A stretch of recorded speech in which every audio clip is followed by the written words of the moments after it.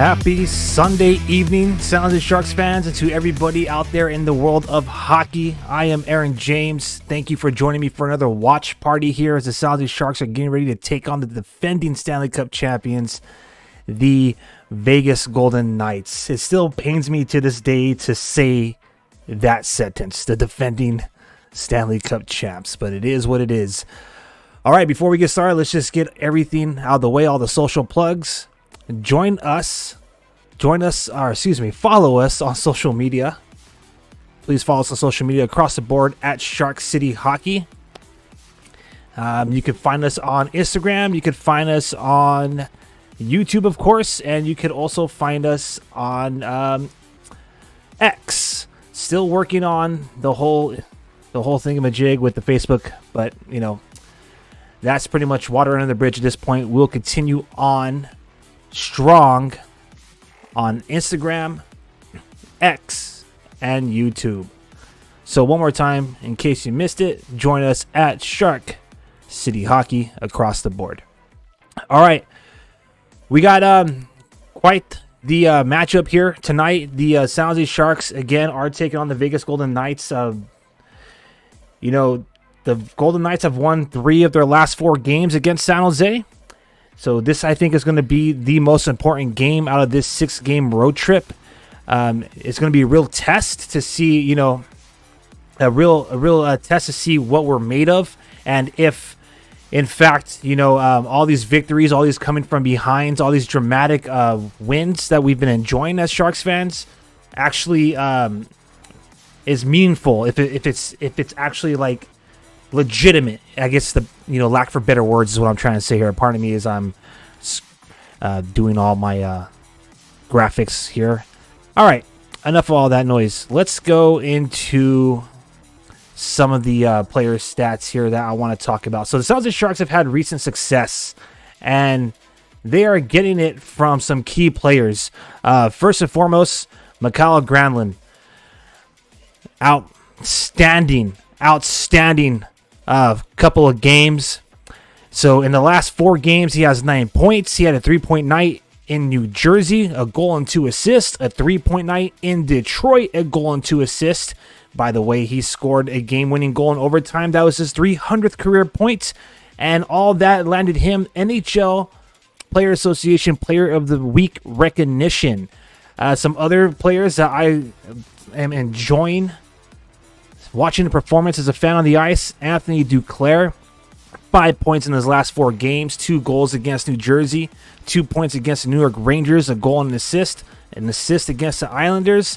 He has in 24 games, 10 points, so he's on pace for a 34-point season.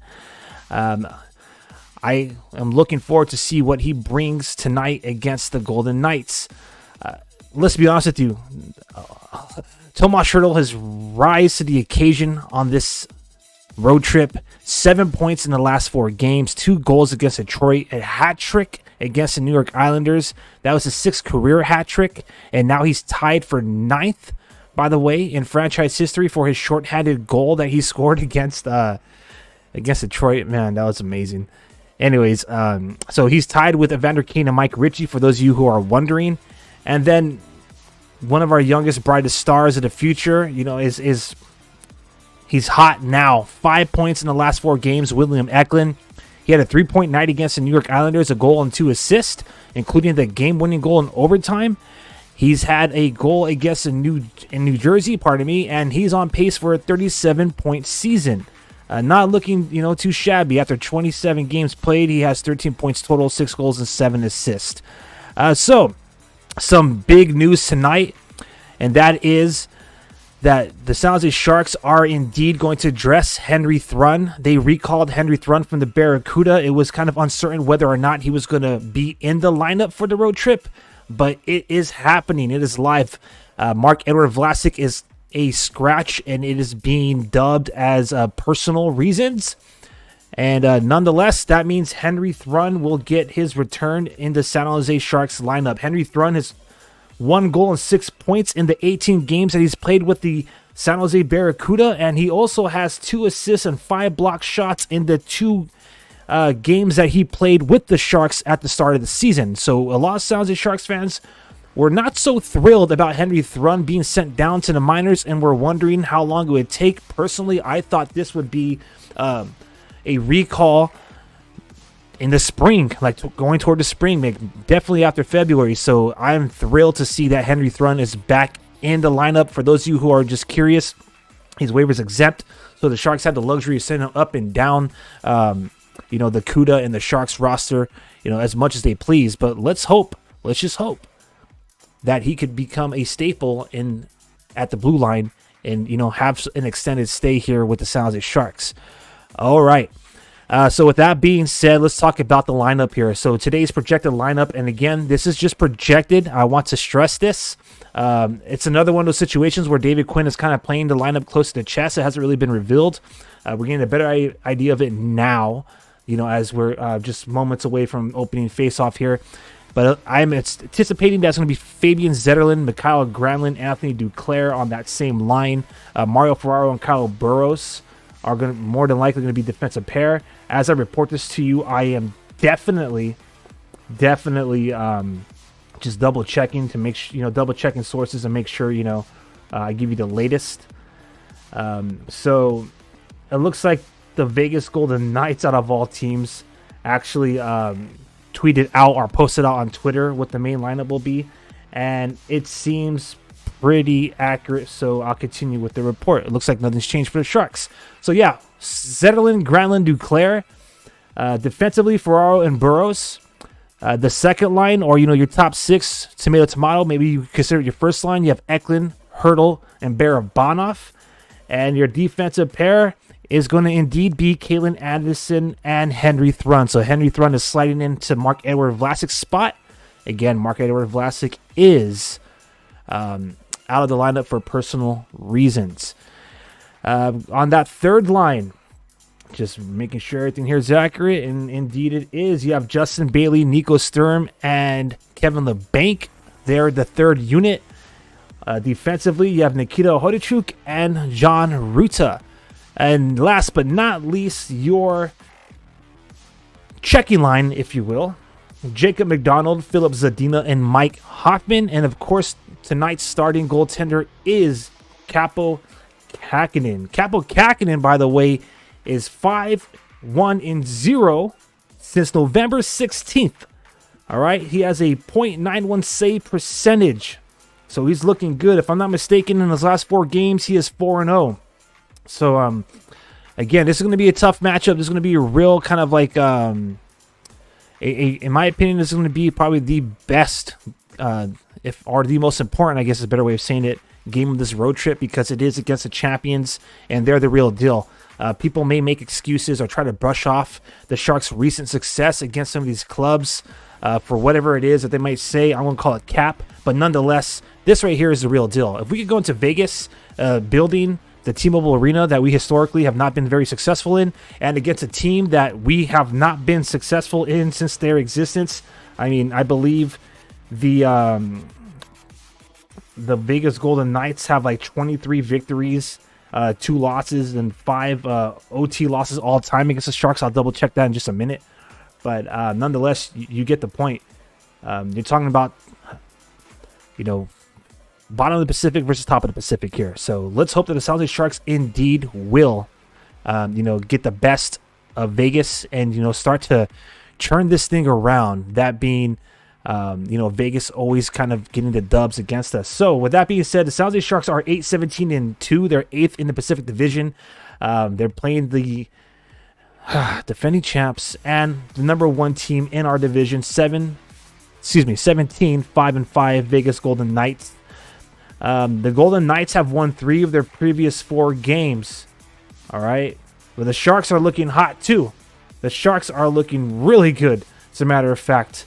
And, again, I just really hope that this is going to be the real like turning point. I would say that turning point happened during the game in New Jersey for this road trip. But if the Sharks could earn a dub tonight and then bring that back home, I'm telling you, man, it's going to start looking. I think the tune will definitely change a lot more than it already has amongst the fan base and people covering the team here in Sharks territory.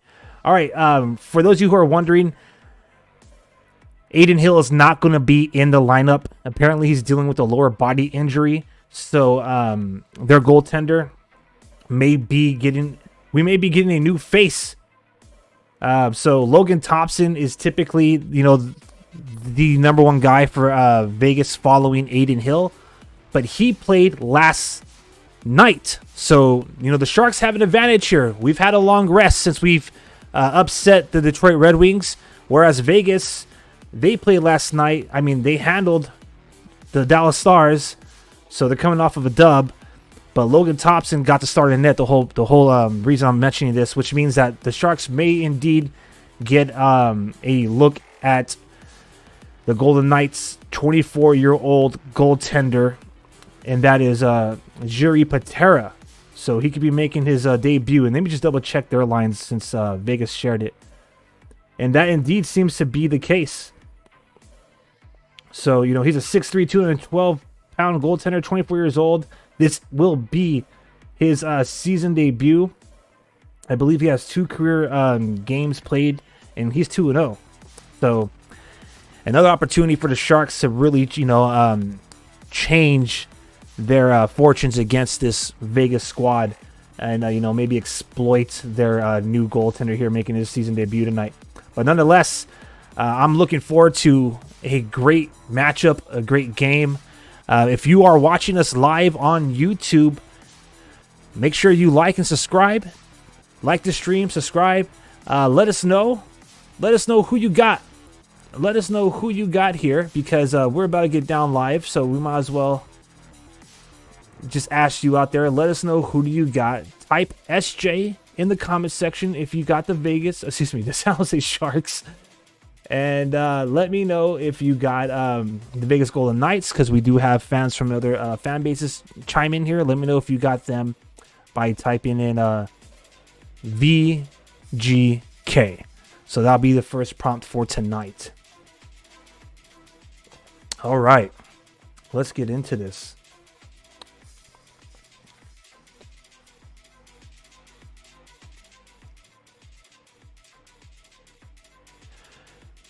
What is going on here?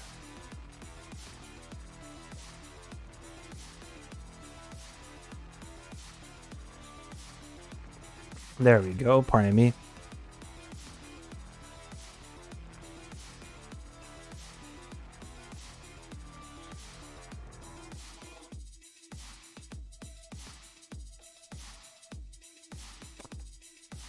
There it is. My bad. Pardon the pause. My lower thirds were kind of giving me some trouble there, but we got it. Who do you got? Type SJ or VGK in the comment section. Let us know who you're rolling for.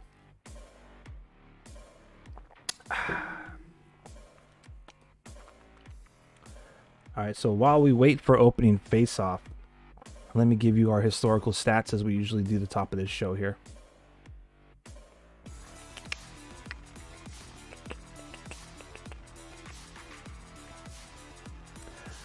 Okay, so this isn't including the playoffs, all right, because we all know we have a rather heated rivalry or history in the playoffs, but this is going to be the 30th all-time regular season game against the Vegas Golden Knights. Again, they've historically had our number. San Jose Sharks are 7-19-0-3 all-time against the Vegas Golden Knights, and when they are playing in Las Vegas. All right, we already got our first comment, Vegas. Welcome back, by the way.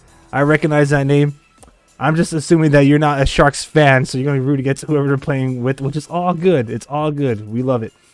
So, again, the Sharks, when they're playing in the T-Mobile Arena, it doesn't get any easier for us.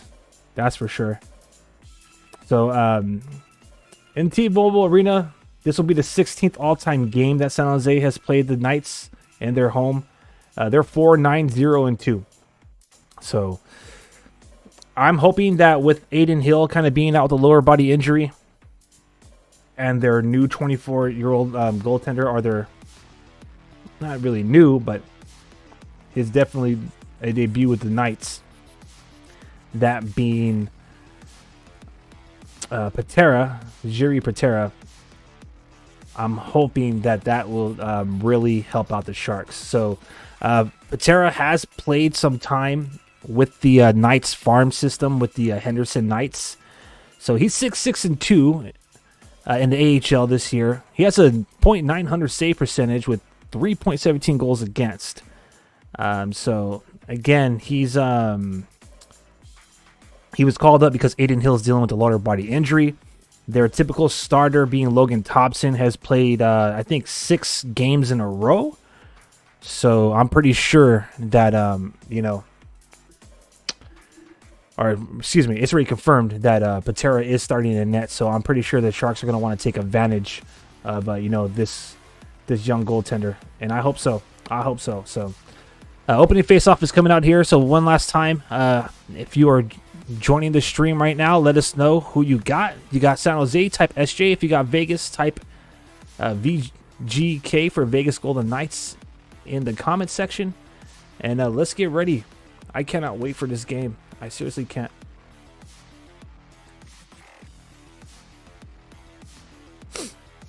Oh, by the way,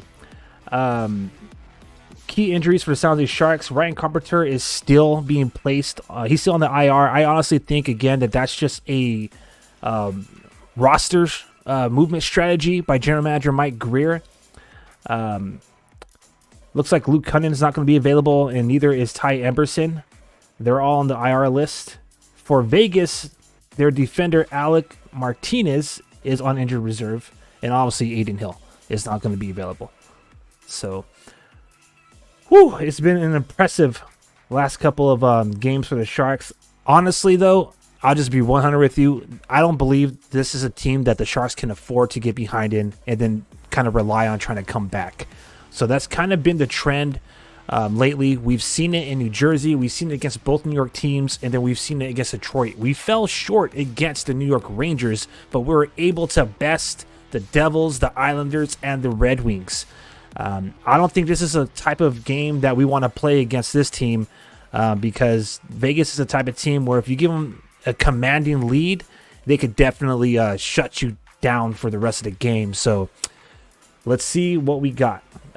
So again, what I'm looking forward to is the fact that Vegas has played last night and the fact that they got, a brand new goalie in net, seeing his first action of the season. So, but again, they played last night and they had a commanding win against the Dallas Stars. I believe it was 6-1. They won their last 3-4. So for those of you who just want to know, since Sharks fans were well aware of how great the Sharks have been doing with their comeback efforts lately, the Golden Knights in their last 3 of 4, or they won their last 3 of 4, including the 6-3 victory over the Blues on the road. I believe they came back themselves, or no, they lost to Vancouver, I believe. And then, I mean, the rest is whatever because they're Vegas, so I don't want to praise them too much, but let's go Sharks. Anyways, this game couldn't begin soon enough, baby. Come on.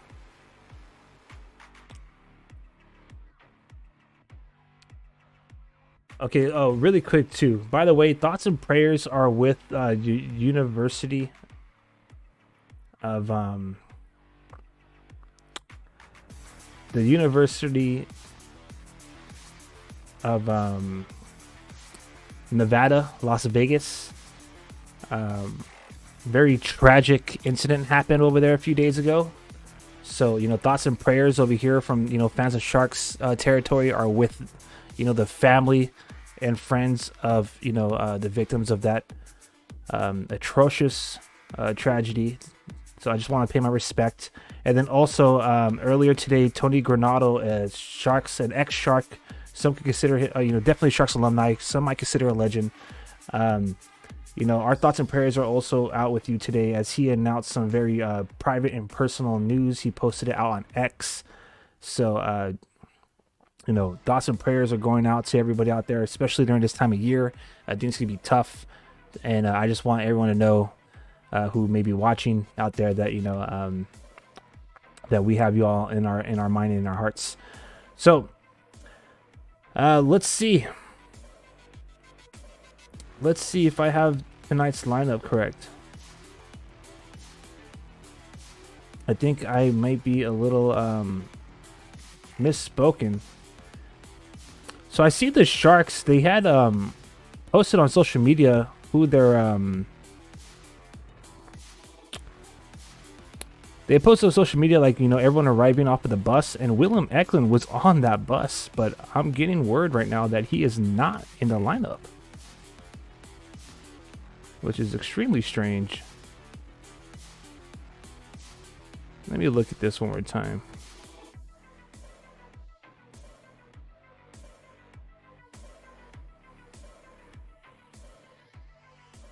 Okay. So who is taking his place? He was literally in the projected lineups, just announced moments ago. So now I'm hearing that Willem Eklund is not in the lineup.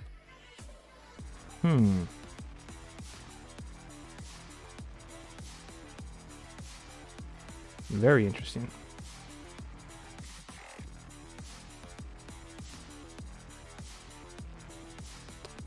So it was just announced about 11 minutes ago by San Jose Sharks PR that the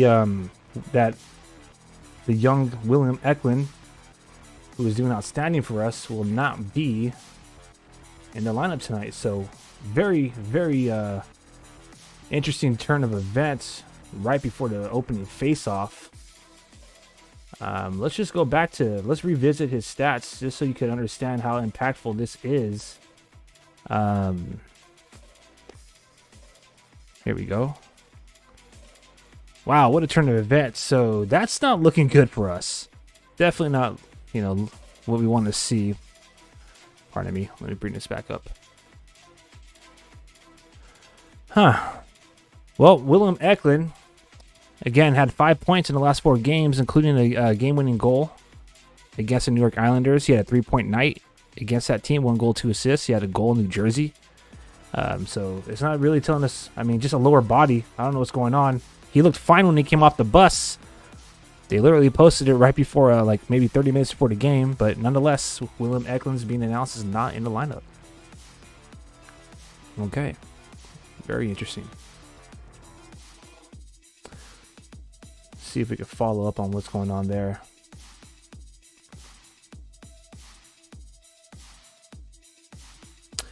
Well, nonetheless, it's time. So apparently he because he was in the warm-ups. They showed him in the warm-ups. So it is very interesting. I wonder what's going on with him. Hopefully he's not, feeling the bug or something, but nonetheless, it's game time. Let's go.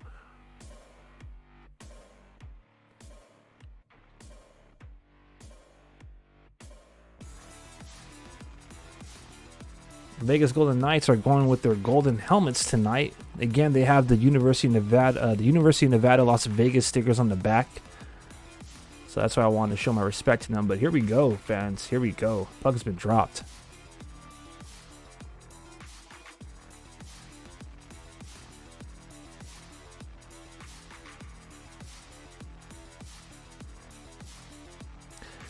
All right, now that action's going on, let me know who you think is going to get the first goal. Type your predictions in the comment section. Now the Sharks are handling it right now, and they score! Woo!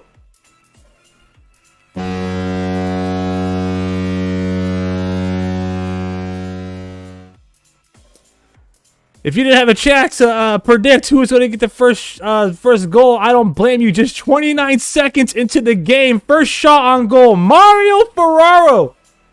Mario Ferraro gets the goal, blasted from the blue line. Granlund controlling the puck behind the zone, pushes it all the way back to the blue line. They find Mario Ferraro, he pinches up from the blue line near the face-off circle and blasts it home. That's what I'm freaking talking about, baby. First shot, first goal. Mario Ferraro scores his first goal in 35 games, and he recently is quoted as not wanting to be traded, as he's being considered, you know, rumored that is, on the trade block. But nonetheless, what a way to start the game, baby.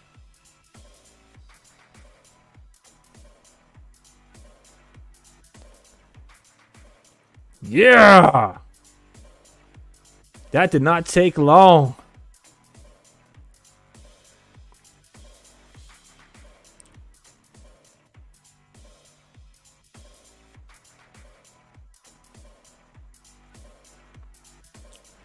That was amazing. I'm telling you, that line has been so productive and so freaking lovely to watch this season. That being the line of Granlund, Duclair, Zetterlund. Boy, oh boy. And they look good. And we have the Vegas fans in their own building shook right now. Definitely got that building silent, which is rather known for, you know, putting on a show, as they say. But yeah, that's what I'm talking about, baby. My bad. Let me get the clock rolling to accurate time here. There we go. All right, so with Willem Eklund now, give me a brief moment to figure out who they have in place of him.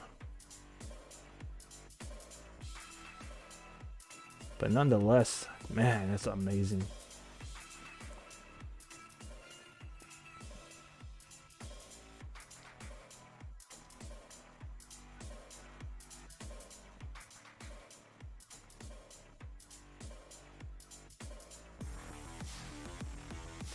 Sharks are doing great with the offensive pressure right now. Bailey's out there. Addison and Henry Thrun. Bailey, Sturm, and LeBanc, I believe, is the line is out there.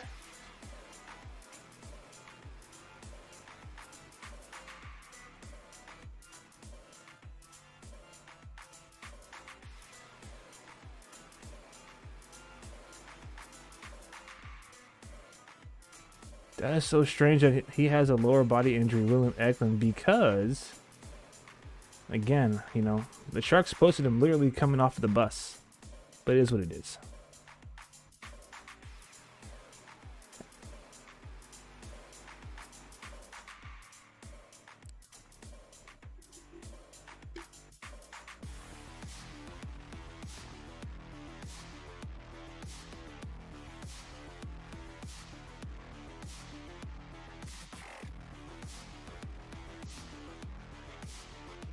All right, puck is dropped. We're not even 3 minutes into this game, and the Sharks are looking like the better team, baby. That's what you want to see. Mario Ferraro scores his first goal of the season per San Jose Sharks Public Relations on X. The lead took just 29 seconds. It is the fastest goal from the start of the game this season, baby. Kyle Burroughs and Mikael Granlund get the assists, which means Mikael Granlund now has 10 points in the last 5 games. That's 2 goals and 8 assists. Hey, welcome to the show. Pardon me, I didn't update the score ticker there, but it's actually 1-0 Sharks. Sharks score off the first shot, 29 seconds in from Mario Ferraro. Adin Hill is not in net. He's dealing with a lower body injury.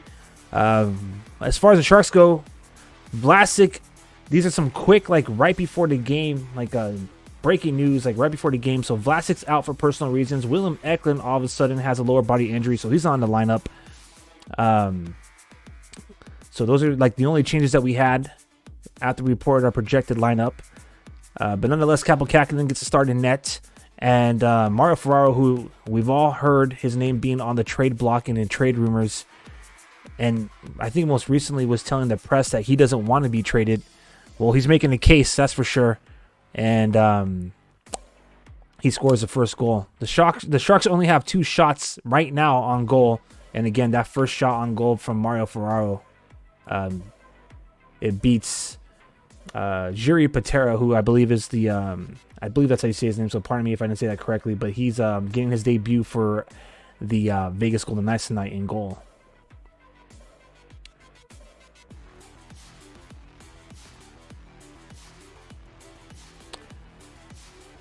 All right, so with that, with that goal being scored, let me know,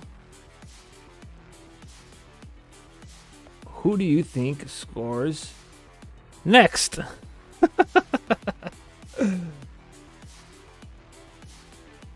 Who do you think is going to score the next goal? Mario Ferraro gets the first goal.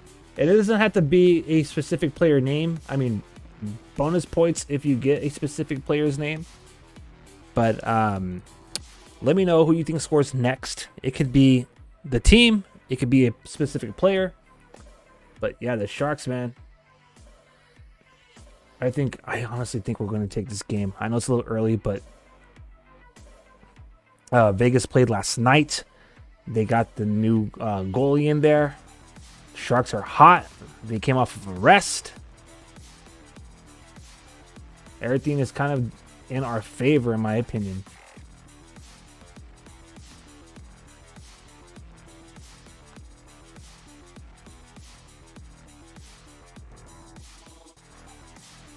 Sharks still commanding the offensive pressure. Ooh, one more goal right now in this first would be beautiful, baby. We still got some people out there who are not believers. We still got some people who are like desperately hanging on to Team Tank. And I know they're going to use this game as like a way to measure our recent success because these are the Cup champs. I'm pretty sure if we do win this game, those same people will be like, oh, well, Adin Hill wasn't in net. The Sharks had a longer rest. Vegas just played the other night. They defeated the Stars 6-1. But I don't care about all that, baby. Our Sharks are looking good. And I've been saying this all season long. Just give them some time. Give them some time to find a chemistry. Give them some time, to play with each other. Because a lot of these guys, they didn't have the luxury of taking shifts with each other last season. It's practically a whole new squad. So long story short is, usually it takes about 20 or so games to start to gel with each other. Well, here we are. I believe this is game 28. So, we're starting to see it, baby.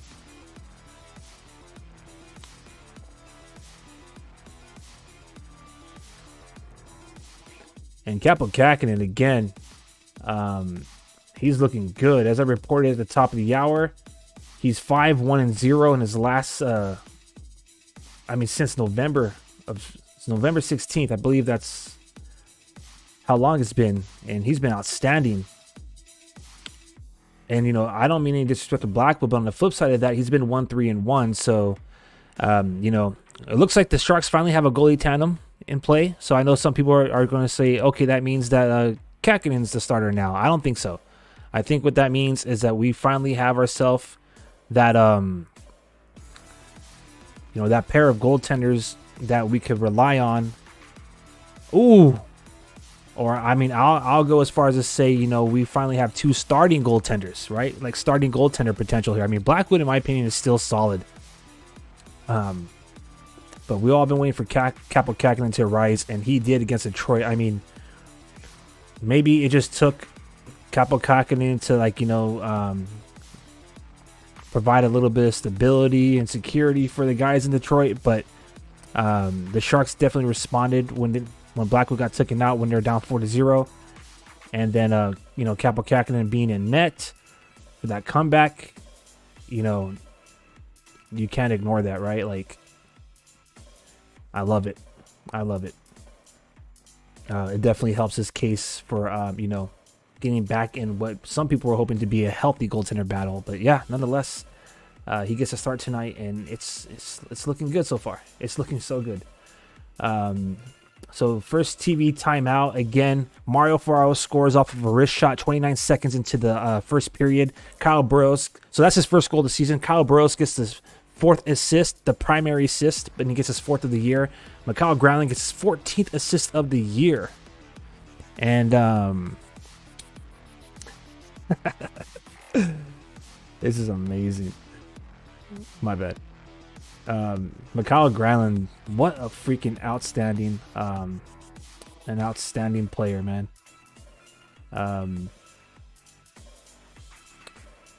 NHL PA Player of the Week, and now he extends his streak, a healthy streak, 10 points in 5 games, 2 goals and 8 assists. All right, we got some predictions in here. Anchor's the GOAT from YouTube. What is your prediction? Who's going to score next? Vegas or San Jose? If you got a specific player, drop it in the comments. And thank you to everybody who's engaging tonight. Today we're going exclusively on YouTube. I just want to see how it handles. I want to see how well the stream performs when we're just on one platform. But we might make a return back on X. Vegas is going to win. That's your prediction. Vegas is going to win. All right, well, you guys got some work to do. Still no shots on goal.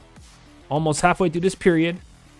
And you allowed a goal on the first shot. So we'll see what happens. All right, we got some Sharks fans in the chat section saying that San Jose is going to win or score the next goal. I appreciate it.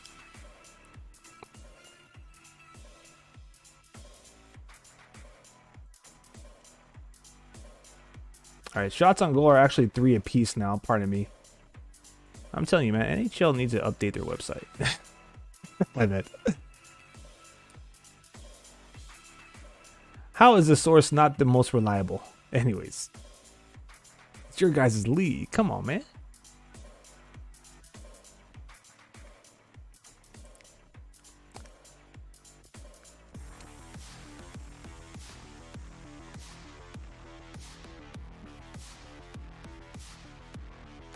It's pretty interesting to see. This is the first matchup where, and correct me if I'm wrong, but this is the first time I recall seeing the Sharks have teal buckets while the Knights have their gold buckets.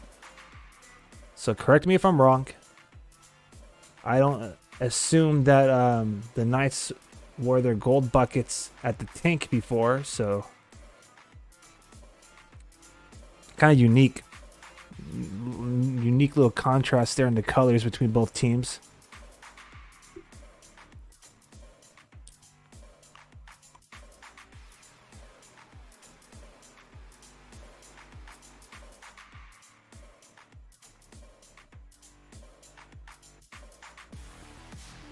All right. Again, if you're new to the stream, this is a watch-along party, so whether you're watching on the Vegas Golden Knights Nighttime Plus streaming service, or if you're watching on NBC Sports for San Jose Sharks fans, I appreciate you. I will do some play-by-play here and there when I get, when I get into the game. Sometimes, I'll provide it just so we can have a marker of where we're at, because I'm aware that there is some type of maybe 20-30 second delay between the live stream and what you guys might be watching. But nonetheless, I appreciate you all here. The biggest cue, of course, is the scoreboard, right? So here we go. The Sharks are trying to set up pressure again. A lot of this game has been spent in Vegas's zone, which is what we want here in San Jose.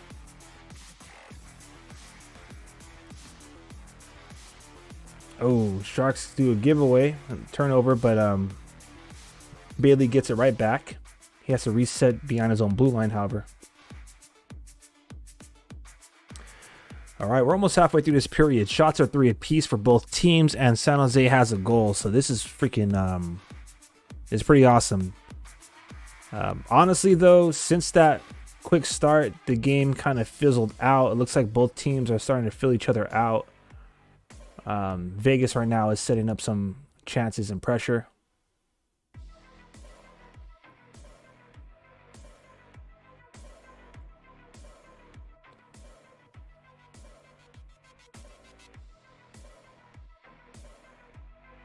Okay. The Sharks are struggling to clear the zone. Vegas has a ton of space to pass it. And finally, Philip Zadina helps out the Sharks and clears the zone. If you're arriving late, William Eklund is not in this game. It is kind of a shock to me, to be honest with you. He was on the ice for warm-ups, and whatever it is he's dealing with in the lower body is it's kept him out. So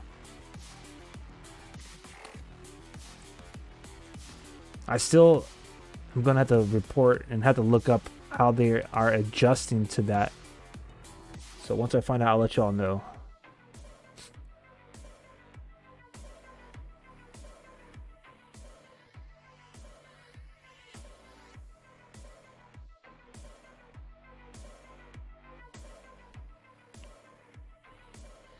Yeah, it was so strange because even the San Jose Sharks on their social media posted a video of both Eklund and Henry Thrun getting onto the ice.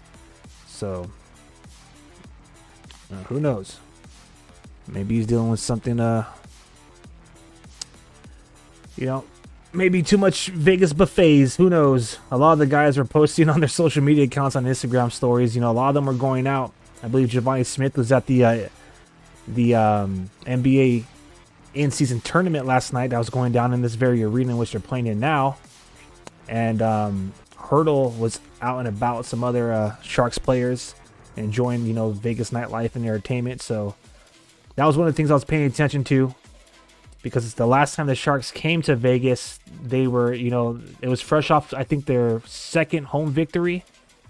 And then they flew straight to the Strip of Vegas during the Dad's trip. And, they're posting past midnight, 1 o'clock in the morning, walking the Strip and stuff. And then they went to Vegas and got shut out 5-0. So it was something I was definitely keeping an eye on this time around.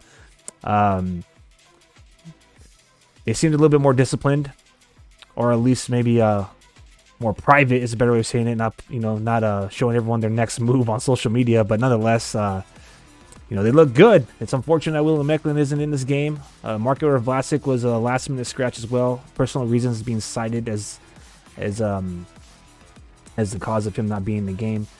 And the Sharks, they'll have to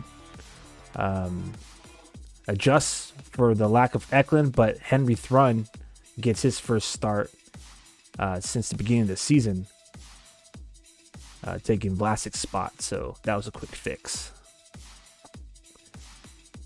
All right. Almost approaching 7 minutes remaining in this first period. Again, it was very eventful to start off with, and since then it's kind of just been a back and forth 200-foot game. Sharks are being outshot right now 5-3. Vegas had them a little surge there, but right now they're trying to get out of their own zone. Nice leading pass by Vegas, but Capo Kakinen with a nice save, baby.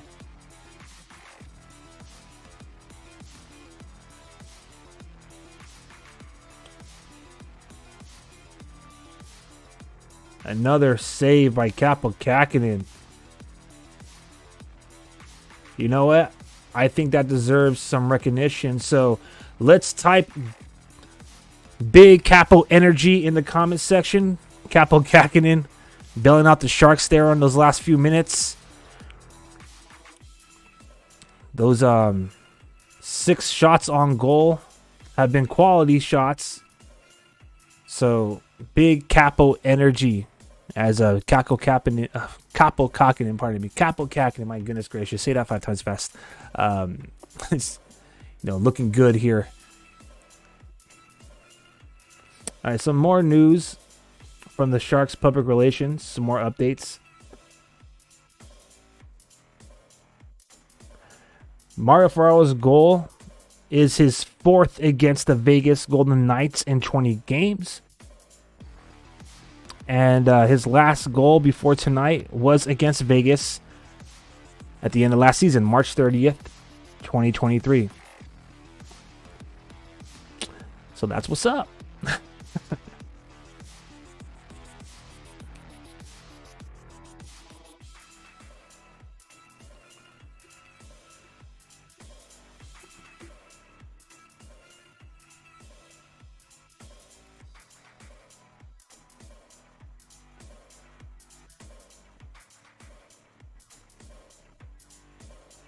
I'll be 100 honest with you. You know, unless this has the same kind of, which I'm praying it doesn't, but the same kind of style, or gameplay style, or what's a better way of saying this? Unless this game kind of like repeats the last few games the Sharks have been, which is like high scoring, coming from behind, this might be one of the more like underwhelming games, if you will, for San Jose, because, I mean, that's kind of hard to top. I mean, we fell short against New York Rangers, but we dang near came back against them too. So, you know, this might be one of those games that just kind of, not say lackluster, because if we beat the Vegas, there ain't nothing lackluster about that. We rarely do it. But, you know, we'll see if this game kind of matches the same type of hype and from the last couple of games, because those are some huge wins. I don't care how the Sharks do it tonight, as long as they get the dub and the 2 points, it'll be an amazing road trip. I mean, it's an amazing road trip regardless, but this right here is definitely the exclamation mark, right? If we could get this dub.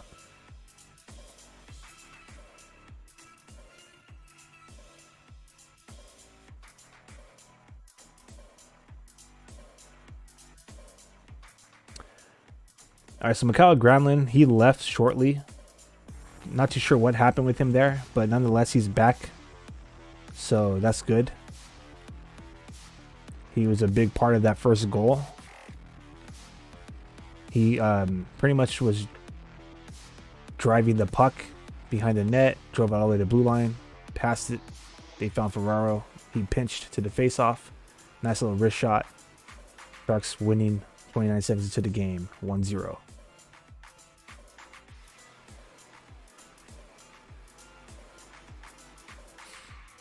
All right, we're almost at the 5-minute mark, or the 15-minute mark, if you want to be technical, of this period.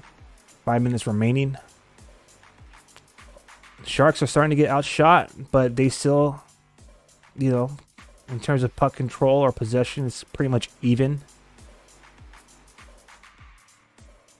And, you know, we like to see that puck inside Vegas's own zone, which we've been getting a lot. Nice. McDonald, baby.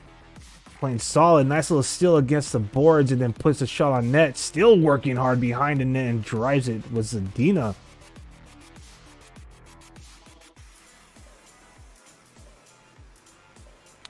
right, we got another timeout here.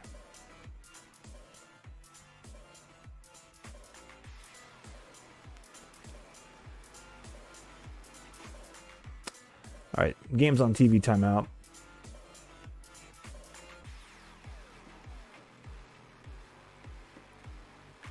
Oh.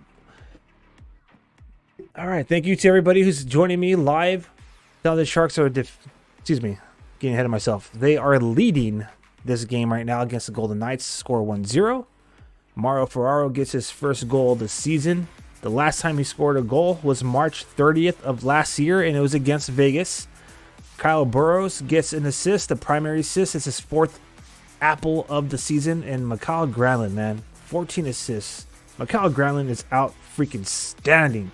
10 points. Is it 10 points in 4 games or 5 games? Let me just double check that really quick. 5 games. 10 points in the past 5 games. 2 goals and 8 assists. Man, the Sharks are cooking lately. They are cooking.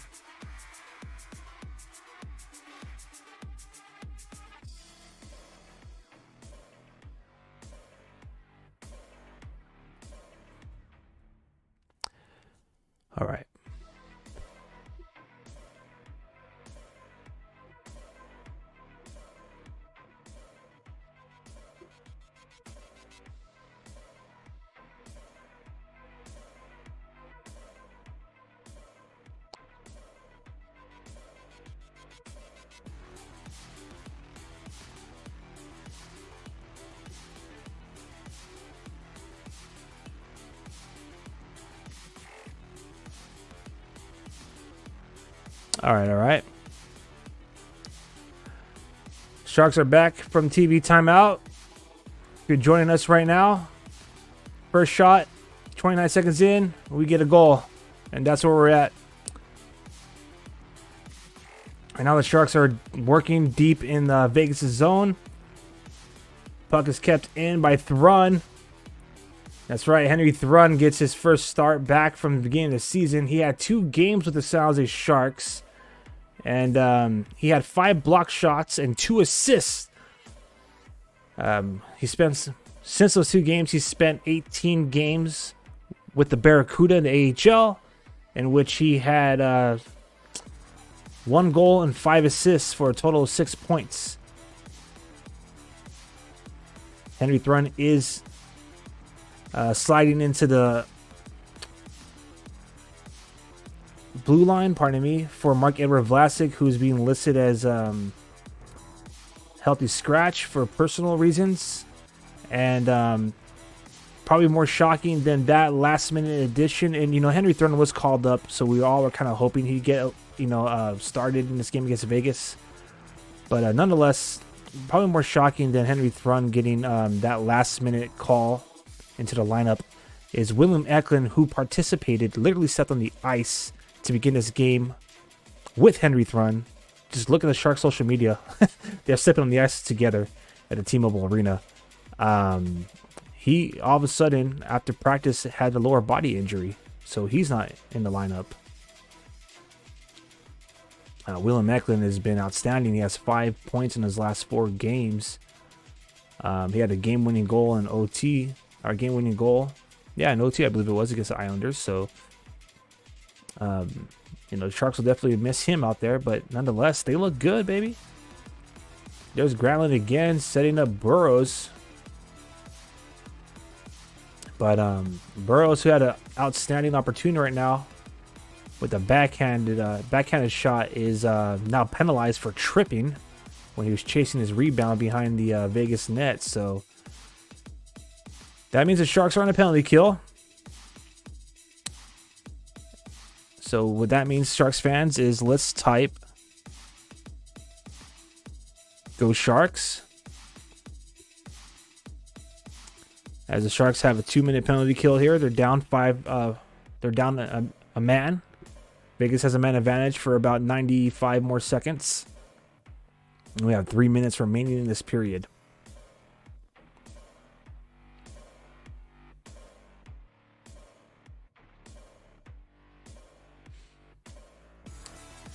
Again, like, most of the energy in this game was like right at the opening shift. A lot of energy from the Sharks. Since then, it's been kind of back and forth. Vegas had some opportunities. Sharks have some opportunities. And, of course, we're all paying attention to Tomas Hertl, who scored a shorthanded goal against Detroit. And tied for 9th in franchise history for shorthanded goals. He has a 2-way tie with Evander, or 3-way tie with Evander Kane and Mike Ritchie.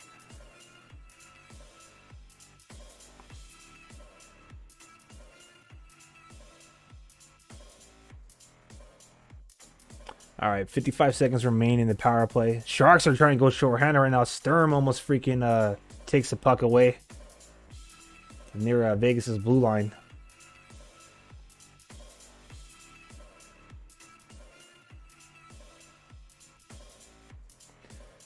$37 more seconds remaining on the penalty kill. Shot from the blue line by Vegas. That gets stopped. Sharks looking to clear. But Vegas has plenty of open ice there, as the Sharks are kind of playing modified diamond formation on that penalty kill. They have a triangle in the slot and one guy kind of like pressing. Now it's more of a freaking 5-on-3 because Mario Ferraro's stick broke.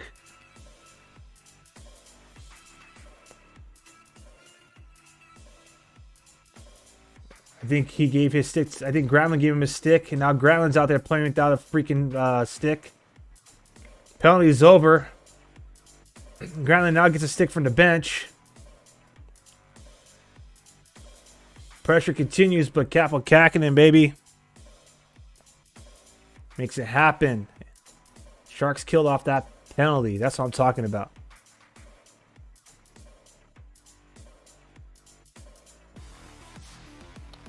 Ooh, that was a good freaking save by Capo Kakinen. Shot from the point, makes his way through, and he puts his right gold pad on that. That deserves big Capo energy. Type big Capo energy in the comment section.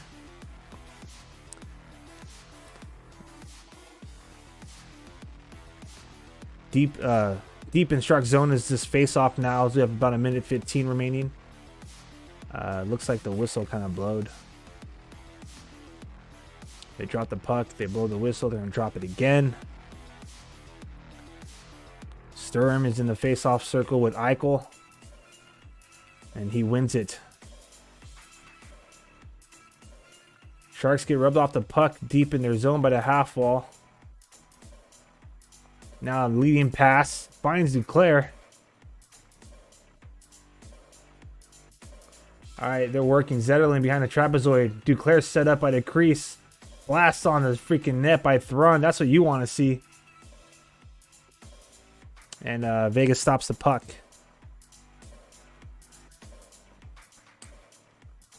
Let's see what we got. We have actually, I believe, exactly 52 seconds. So let me restart the clock here. The Sharks are looking good, baby. Sound defensively. Good face-off win right now. Deep in Vegas' zone. They're setting up another shot. That goes wide. 45 seconds remain in this period.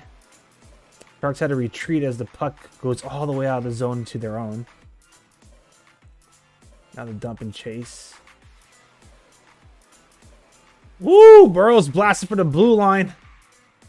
Sharks still bring the pressure on. 30 seconds remaining.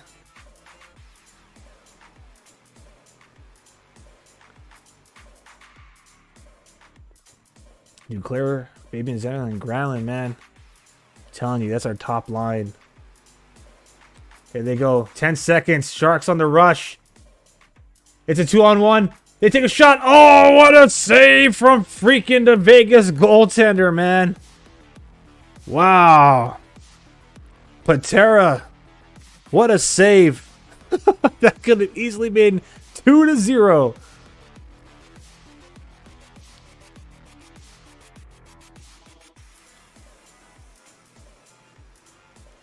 Barabanov and freaking LeBanc had an opportunity, and just, you know, they were trying their best to, you know, capitalize on that, but nonetheless, good save by Patera. And that's it. The Sharks are leading this 1-0 after 20 minutes. Whew. What a freaking exciting start of the game. It's all kind of been chill since then, so I'm going to just take a quick moment, step aside, get the stats from the first period all lined up for y'all, and then we'll get back together and talk about that. I'm Aaron James. This is Shark City Hockey's live watch party. Sounds like Sharks are looking to freaking get a win against the Vegas Golden Knights for the first time this season. This is the third out of 4 games that we've played. Obviously, that opening night at home on October 12th, Vegas got the best of us 4-1. As I mentioned not too long ago, when we got our first 2 victories at home and went over to Vegas the last time we were there on November 10th, they shut us out 5-0. But right now, the San Jose Sharks in the third game of the season, 3 out of 4, are leading 1-0 after 1 period. I'm Aaron James, and we'll be right back here on the Shark City Hockey Watch Along Party.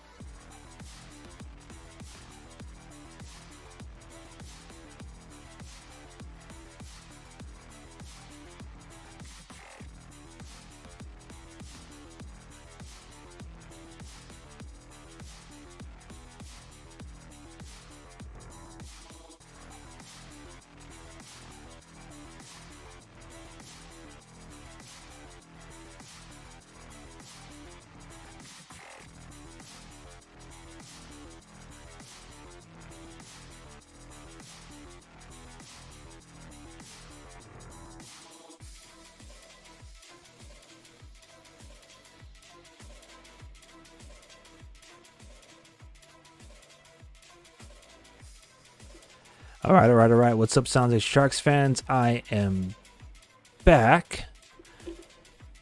All right, so Sounds like Sharks are leading this right now by a score of 1-0. So let's go into the first stats. This right here is via NHL.com, and I'm almost more than certain that these stats will change as the intermission progresses. It typically do.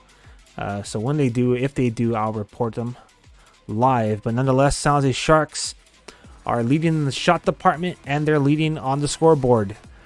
It all started just 29 seconds into the game when Mario Ferraro scored his first of the season with the wrist shot from the face-off circle. He beats Jerry Patera, who's making his debut in net for the Golden Knights tonight. And yeah, pretty sweet to see Super Mario get that first goal of the season, especially with his name being dropped in trade rumors and discussions. Kyle Burroughs gets the primary assist on his goal. That's his 4th assist of the season. Mikael Granlund gets his 14th assist of the season, which means he has 10 points in the last 5 games, 2 goals, 8 assists. Mario Ferraro's last goal he scored was March 30th of 2023. That's last season, and it was against the Vegas Golden Knights. In the face-off circle, the Golden Knights are getting the best of the San Jose Sharks right now. Excuse me, there is something completely inaccurate with these stats. Pardon me. I don't know what happened there. Let me just do a quick fix on that.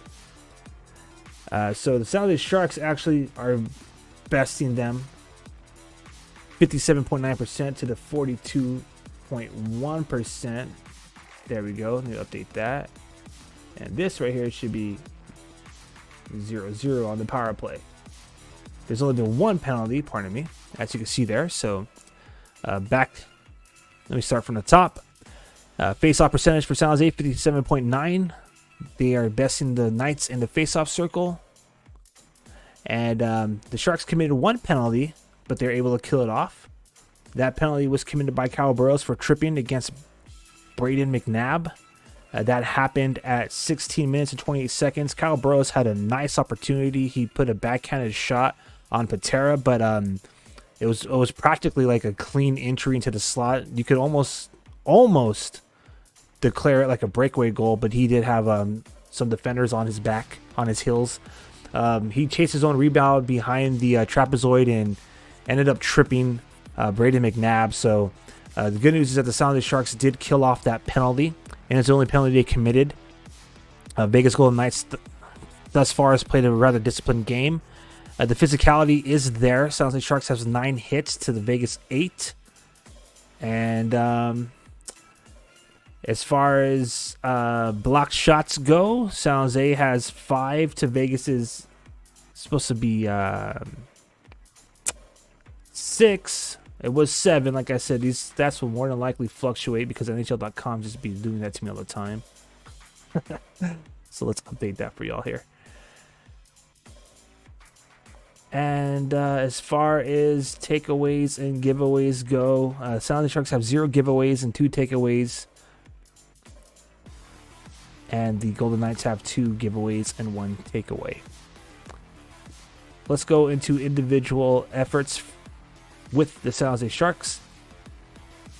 In the face-off circle, you have Nico Sturm winning 66.7% of his face-offs. He has 5 minutes and 13 seconds of ice time. Tomas Hertl winning 62.5% of the face-offs with 6 minutes and 48 seconds of ice time. Mikael Granlund, 50% of his face-offs. And let's see what we got here. Henry Thrun, all eyes on Henry Thrun. He has 5 minutes and 29 seconds into this first period. Defensively speaking, Mario Ferraro and John Ruda are taking a bulk of the shifts. John Ruda has 9 minutes and 1 second of ice time. Followed by him is Ferraro at 8 minutes and 11 seconds. And then Burroughs at 6:03.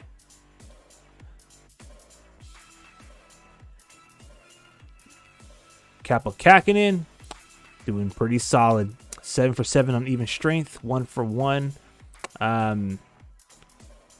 When he's, for special teams. So Vegas only had 1 shot in that power play, and he stopped it. So that gives him an 8 for 8 on the night right now. He's at 100% of his saves after 20 minutes. So far so good, baby. Sharks are looking good. All right, I'll take a quick break, get something to drink, and I'll be joining you all here in a moment as we have about 8 minutes to go before they drop the puck for the second frame. Thank you to everybody who's joining me live on YouTube tonight. Tonight we're streaming live exclusively on YouTube, and yeah, I would appreciate a like and a subscribe and follow and all that jazz. But you know, just kick back and enjoy the next couple of minutes. Oops, my bad. Maybe that is good fortune to come. Who knows? All right, I'm gonna go get some agua because Sharks need water, and I'll be right back.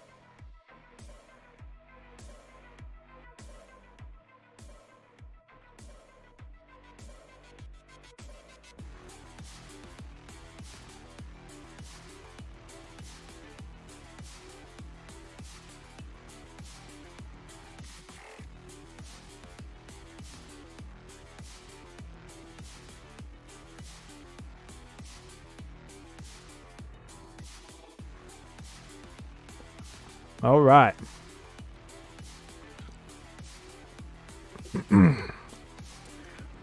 All right, so we got about 5 minutes remaining before San Jose Sharks and the Vegas Golden Knights are back in action. So while we wait for them, let's just take a quick look around the league. Check out some scores. And here we go. So I believe just the nature of things going on, we have the last game tonight. There is a game finishing up a little bit north of us in Seattle. The Kraken are hosting the Wild. They're beginning their third period. The Wild have a 1-0 lead. Earlier today, the Winnipeg Jets, who the San Jose Sharks face at home, coming up this week. We have, pardon that notification noise. We have a 4-2 Jets victory over the Anaheim Ducks. They're on a road trip right now. They'll be in San Jose. We'll continue the West Side Story here at the Tank. The LA Kings fell to the New York Rangers. LA Kings are on the road and they lost to the Rangers 4-1.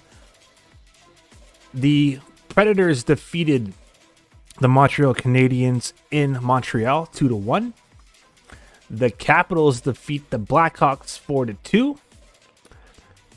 New Jersey drops to the Edmonton Oilers. Man, how about that? There's a lot of New Jersey fans out there who were kind of what's the word? It's a gloating. But long story short, they're talking about how they won the Timo Meier trade and how Blackwood's not going to be this and how the Sharks are going to be that.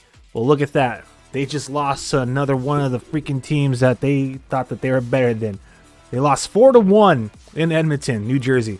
And the defending Eastern Conference champions, the Florida Panthers, defeated the Columbus Blue Jackets to score 5-2 today. So some pretty healthy slate of hockey here. This is the 8th game of the night.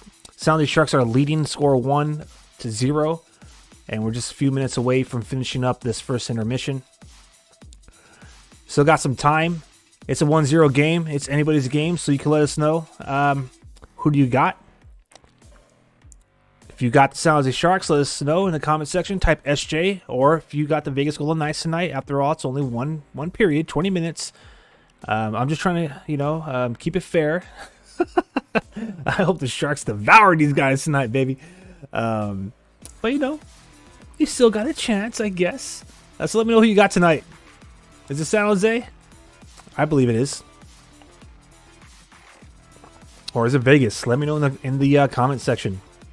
And while you're at it, let me know, who do you think will get the next goal? Who's going to score next?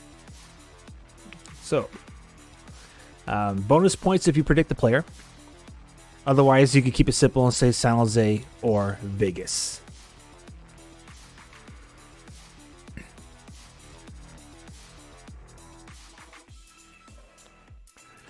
Pardon the pause. I'm going to share this stream across social media just one more time. Invite some more of our fans in the fan base. As a matter of fact, while I have some time, maybe this is worth a share. Let's see if y'all like this. So here's another some other hot content coming from Shark City Hockey. Let me see. Let me line this up. Pardon me. So per usual, we be producing some pretty noteworthy content here at Shark City Hockey. Always innovative, never imitated, and definitely setting the Tilla trends. But nonetheless, the San Jose Sharks, and I've said this on the previous shows on our flagship show, Unfiltered, but the San Jose Sharks, they were, in my opinion, missing the mark with some of their mashup jerseys lately. With the exception of now, finally, in my opinion, they hit the mark for sure this season with the Golden State Warriors mashup, because they actually made it look like a basketball jersey. And unlike in the past where they did it was a hockey jersey. It was like a Sharks hockey jersey, and the first rendition was like blue and yellow, a blue base jersey with like yellow striping and a yellow Sharks logo. Then the second time around, it was the opposite, yellow on and yellow base jersey color and blue striping and blue Sharks logo. But this year they did something super unique, and they actually made the jersey look like a basketball jersey instead, and they mocked up the mashup jersey to look like a Warriors jersey, but they kept it true to Sharks territory colors, that being teal and black. And they mocked it up to look like Golden State Warriors, but instead of the basketball in the center, they had the Sharks fin. You will probably recognize it from the Stealth jersey, the alternate logo from the Stealth jersey. And they put San Jose Sharks as number 91 on there, of course, paying homage to their inaugural year. And then they had a subtle little Golden State Warriors logo right above that, so they could show who they're paying tribute to, or the mashup is. So they did something similar with the 49ers last season. I wasn't a big fan of it because it practically looked like a Red Wings jersey, to be honest with you. But to wrap this up before they drop the puck here, this is what I was thinking that the next mashup jersey should be, if they indeed do it again for the 49ers. Keep it teal. Obviously the number 91. Get that Sharks logo and branding on it, and then subtly put the Niner logo there on the sleeve. There are some fans in the Reddit forums that were saying, they would prefer a white jersey with teal numbering and stripes. Hey, I'm down for that too. I really am. But nonetheless, let me know what you think in the comment section as we get ready for the second period here. The puck's about to drop. All right, let's go, baby.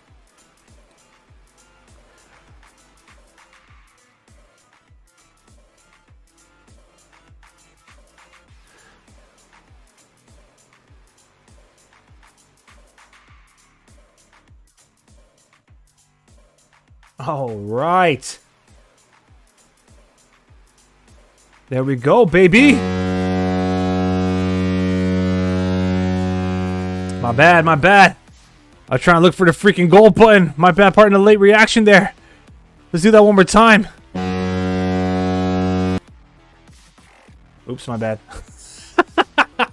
I'm pressing the wrong button, my bad. It's still 1-0, folks. It's still 1-0. I am looking for the freaking wrong thing. My bad. Sorry about that, folks. Trying to stop the game clock there. There we go. All right, I'm gonna let it catch up. We didn't score 2 goals. Part of the prompt. I'm trying to stop the clock and get it started again. There's 19 minutes, 11 seconds. Pardon the catching up. All right, now we are there. Now we're on real time. Didn't mean to scare you all, making you think we scored. We did not. It's still 1-0 Sharks. 19 minutes ago. My apologies. Got a little mix up there while I was talking about my mashup graphic. But hey, who knows? Maybe it's good karma. Maybe it's look into the future. Oh, and we got a comment. We got a comment from someone named Reebok from YouTube. They think it's gonna be 2-0 Sharks. That's what I'm talking about. I'm all for that. My bad.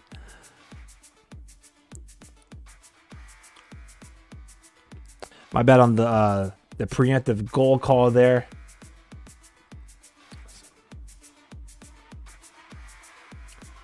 It's kind of maybe I shouldn't name some of these graphics so closely together. I have instead of who scores, I have the who scores next as goal, and then the goal horn. My bad, rookie mistake. It is what it is. So let's get rid of that. There we go. All right, the Sharks have 11 shots on goal. Vegas with 8. As we get about 2.5 minutes into this first period here. Score is still 1-0, I promise you. Zadina moving some speed. Tries to find McDonald. Doesn't get to his stick. Finds his way to Patera. And he stops the play. So something having to declare. We're off to opening face-off. Oh, that is dirty.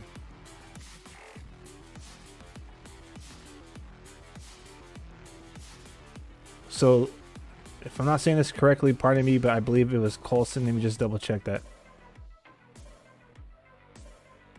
I think Kolesar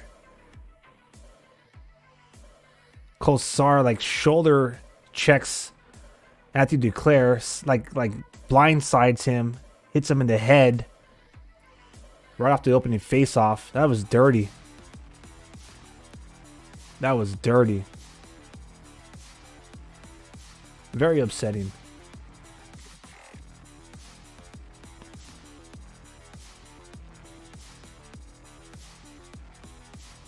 All right, if that's how they want to play, baby, I hope we line them up.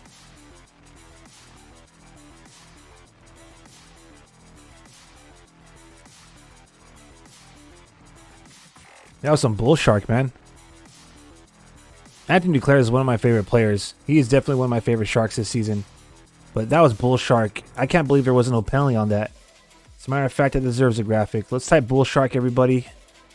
Type bull shark because that was not even a bogus call. That was a bogus non-call. My goodness.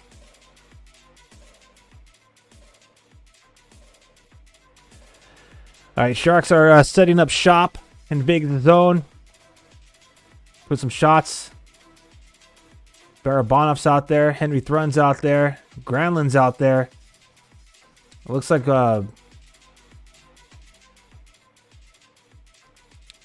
Barabanov is on the wing with Granlund now.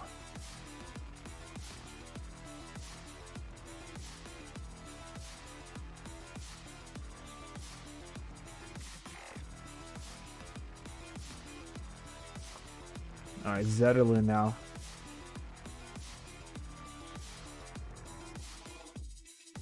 All right, so the puck's just kind of being wildly chipped at from each team back and forth, kind of like entering the zone, exiting the zone. So, you know, it's a lot of back and forth here. About a 100-foot game being played by both teams. All right, here we go. Hurdle advancing the puck. He has freaking Hoffman next to him. Takes a shot. He also has the bank out there. So we definitely have some change in the lineup by Coach Quinn. A pass to Hochuk. He takes a shot on goal, and what a nice save. Patura squeezing the pads together, man. Almost with 5-hole.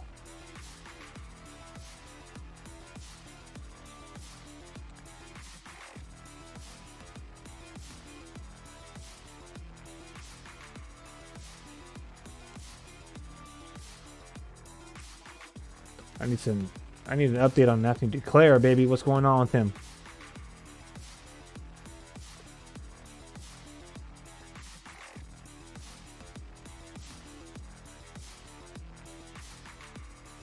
All right, doesn't matter. Right now, we got to focus on hand.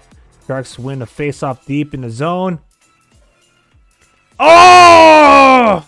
Sharks have 2 quality chances and couldn't bury it.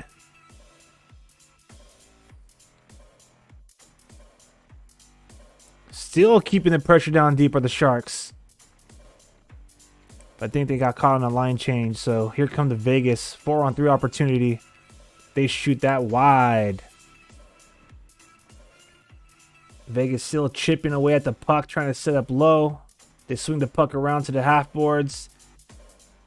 They are met by some bodies. Sharks are playing physical.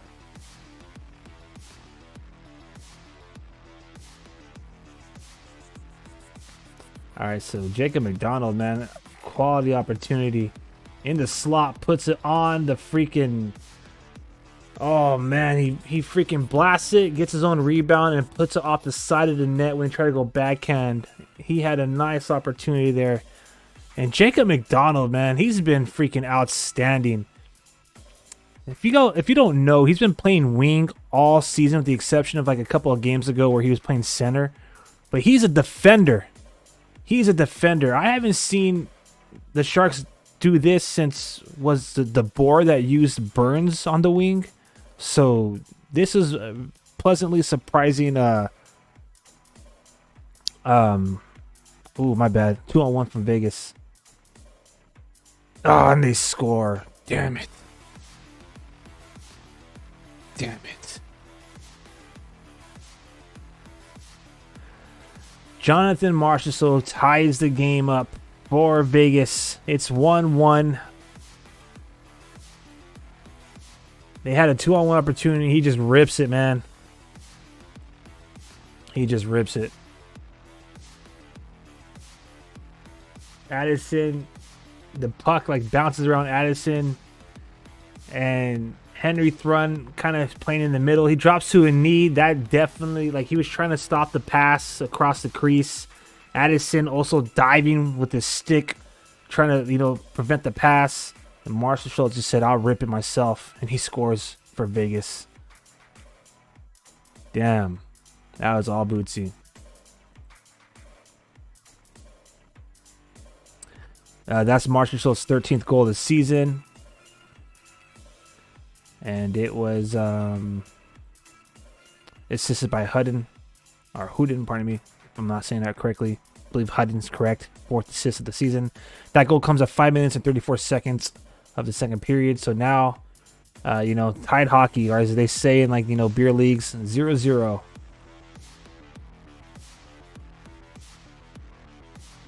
All right, 14 minutes and 9 seconds. Good news is that, Sharks got a face-off down deep. They take a shot on net, and that gets gloved down. Nice chance by the bank.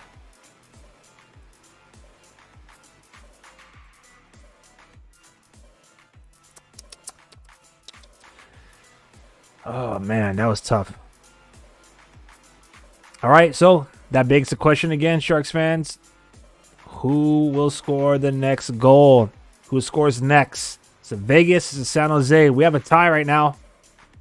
We got to break this tie. I hope it's Team Teal. That's for sure. Sharks kind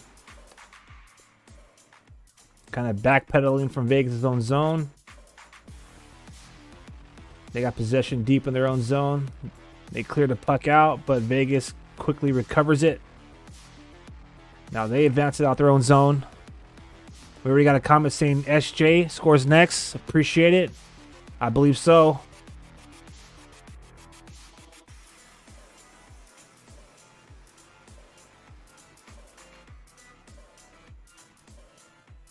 All right. Kevin LeBanc and the Sharks are setting up. They take some shots. Some more shots. Oh, man. The last thing we need is this guy to make his freaking NHL debut and come up with a dub. Speaking of Jerry Patera here for the Vegas Golden Knights, the goaltender in net right now. Aiden Hill is out with a lower body injury. Logan Thompson, their secondary goaltender, is like 6 games in a row and played last night, so he's getting the rest, right?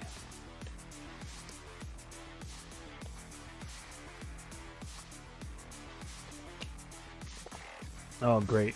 So, here we go, Sharks fans. Big penalty kill is coming up right now. It looks like Mario Ferraro got called for high sticking. Let me just confirm that. But it looks like it's the call. So Vegas is going to be on a 5-on-4 power play coming up. So type Go Sharks in the comment section, or type PK for penalty kill. Let's send all the good vibes toward the Sharks as we can, because man, this will be a great opportunity for Vegas to really take a stranglehold on the momentum of this game, considering that they just scored a goal moments ago.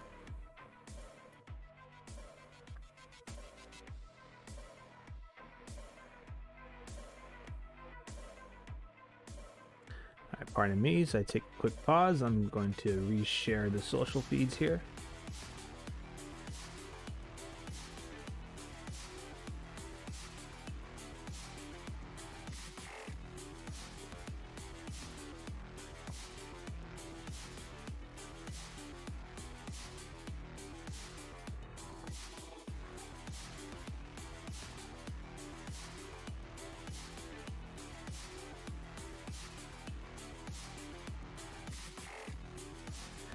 And actually, that'd probably be a good opportunity to let you all know that you can follow us across the board on social media at Shark City Hockey. That's on Instagram, on X, and of course here on YouTube. Please like and subscribe if you're watching right now on YouTube Live, and if you're catching the replay, be sure to do the same. Okay, so it looks like Nico Sturm gets the call for high sticking, or high sticking against Zach Whitecloud at 6:56 of the second period. So Sharks have to kill off another penalty. This will be the second penalty for them this game. First one came in the first period against Kyle Burroughs. And here we go. Vegas is going to work, and the Sharks clear it. Now remember, the Sharks scored 2 shorthanded goals against Detroit Red Wings, so don't take us lightly when we have 4 skaters on the ice, baby.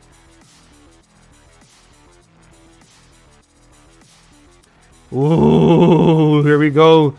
Sharks, baby. They look hungry. They're controlling the puck shorthanded.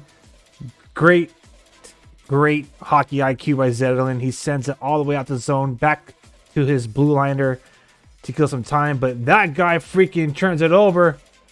And the Sharks get the puck back and clear it. Thank goodness. Ooh, that was scary. About 75 seconds remain on this man advantage for the Vegas Golden Knights. Jack Eichel advances the puck into the zone. Sharks clear it.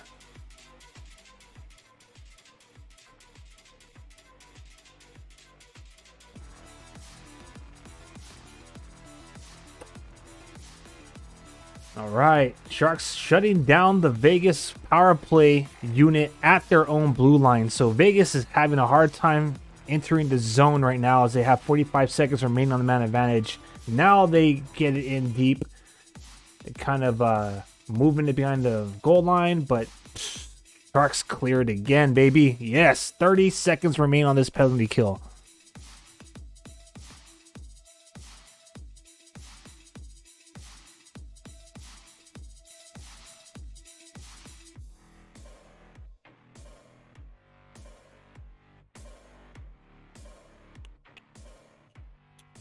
Here we go. 10 more seconds on this penalty kill, Sharks fans. They finally generate a shot on net, but Kaapo Kähkönen saves it. 3 more seconds. The pressure is still hot, even though the penalty has been killed. Ooh, nice bounce. Finds Sturm out of the penalty box. Here we go. Hertl advances it.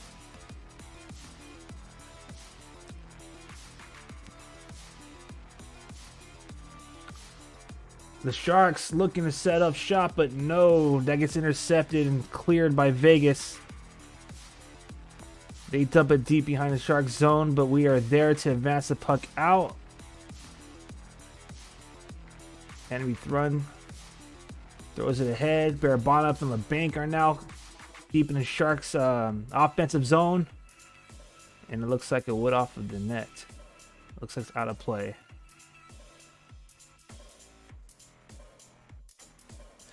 All right, hey, welcome to the chat section. Welcome to the comment section. My apologies. Welcome to the watch party.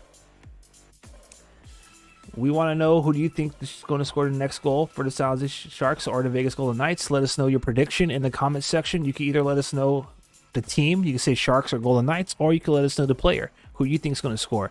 Right now, we're almost halfway through this contest. The score is tied up 1-1. Sharks just killed off a very crucial power play after surrendering a goal. Marshall Shaw gets his, 14th of the season, I believe? 13th of the season, pardon me. And, we have a tied game.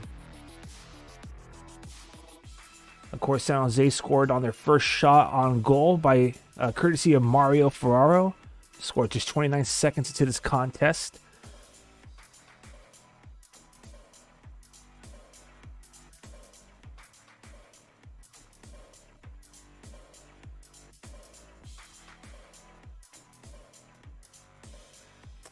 All right. Sharks kind of skating around their own zone, looking for the prime breakout pass. And they find it. Here comes Mike Hoffman now.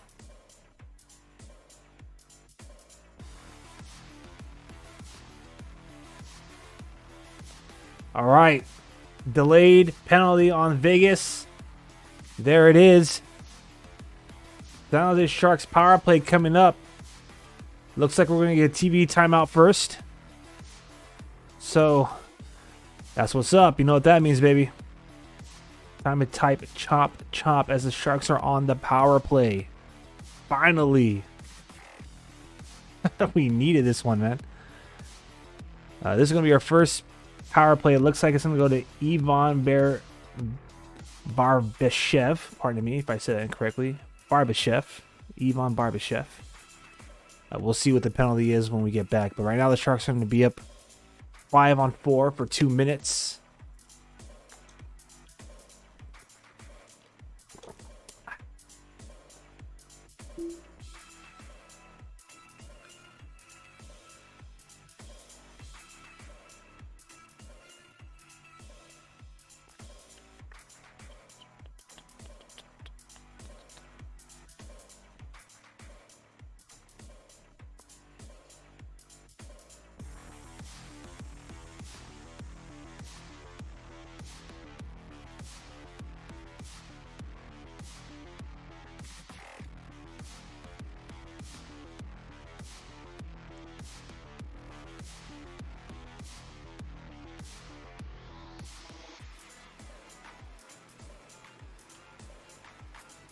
We've got a comment in the comment section. Only if the Sharks will hold a win all periods. I feel you. Hey, as long as we don't drop like we did these last few games, because, I mean, hey, I'm all for the comebacks. I really am.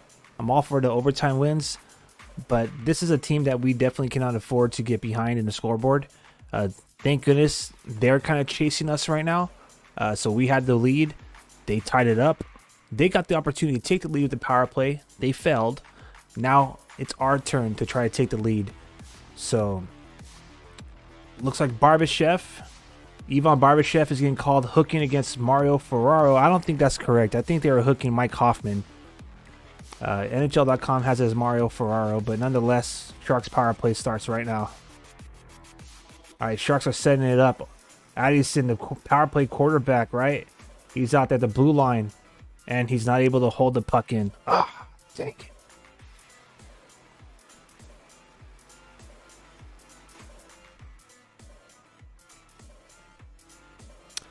All right, 9 minutes to go. 97 seconds on the power play. Sharks are having a little trouble connecting on the passes here, but they're trying their best to set it up. Right now, their penalty kill is, man, they look like they have 5 skaters out there. And they got the pressure good. So you'll notice that the Sharks, they kind of set up a triangle for in the slot and have one guy kind of pressure out. Well, and that's worked because, we killed off both penalties. But right now, Vegas, they're definitely playing small box formation, and they're sending 3 guys around the puck carrier, committing 2 guys to attack. So, but here we go. Finally, Sharks find some room to work with on the ice. And Addison again cannot hold it at the blue line. My goodness, come on. 45 seconds are remaining. Zetterlund entering the zone. He gives it a hurdle at the blue line. Hurdle sends it back. McDonald at the blue line. Hurdle at the faceoff circle. Back to McDonald at the blue line. Come on, baby. Shoot the puck. Zetterlund passes it behind the goal line of Bailey. Back to Zetterlund at the blue line. So much passing going on. 25 seconds. Shoot the puck already. My goodness gracious. More passing at the blue line. Shoot it! My bad, guys. I hope the Sharks win too. Thank you for the comments. Let's go. 10 seconds are remaining on this power play. That was horrible. Not good enough. Los Tiburones don't look like they're going to score on this one.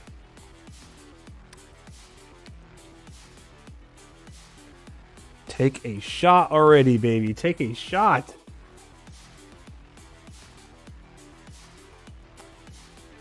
They had a good chance, though. One shot. Bailey was screening. Big body in front. And he tried to tap it out of the air. I think if he would have connected with that, it would have been above the crossbar anyways. But nonetheless, more shooting, less passing. That's just my opinion. Yep. Definitely agree with that comment right there. We have someone saying another round of power play pinball. Yeah, I know. All right. Now the Sharks find themselves battling for the puck against the boards in their own zone. They're able to clear, but Vegas swiftly regains control, and they're driving toward the net. Kaapo Kähkönen with the save. He shuts that down.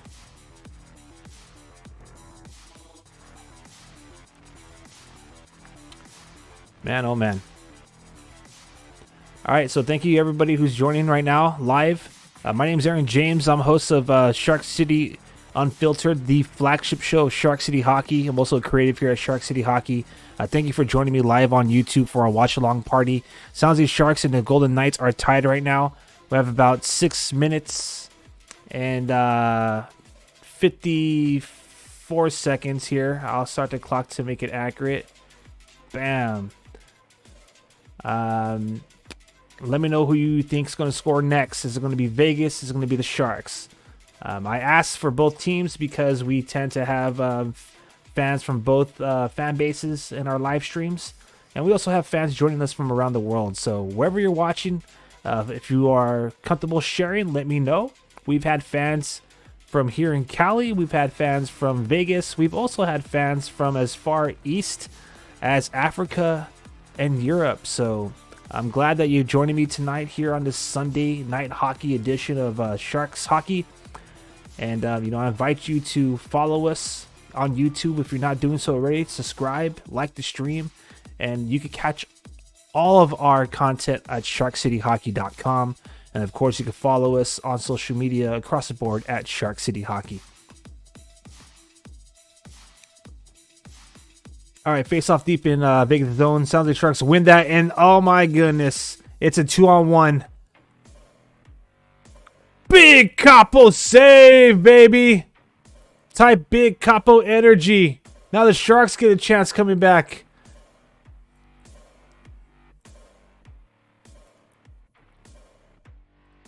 My fault on the shot. My fault on the game clock there. I got stuck in the action.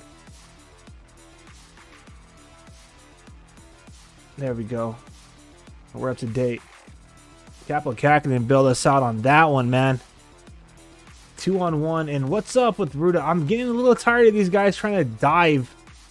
If you want to block, skate toward the freaking, guys shooting it. Don't dive in the slot. I understand the trying to maybe perhaps, get in the way of the pass, but come on. Anyways. Some back and forth hockey definitely right now. Vegas is doing a really good job of breaking out of their own zone.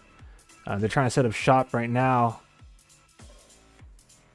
Sharks are getting sticks and bodies in front of their passes and shot attempts, so that's a good strategy. Capo Kakinen definitely bailed us out on that last one, man.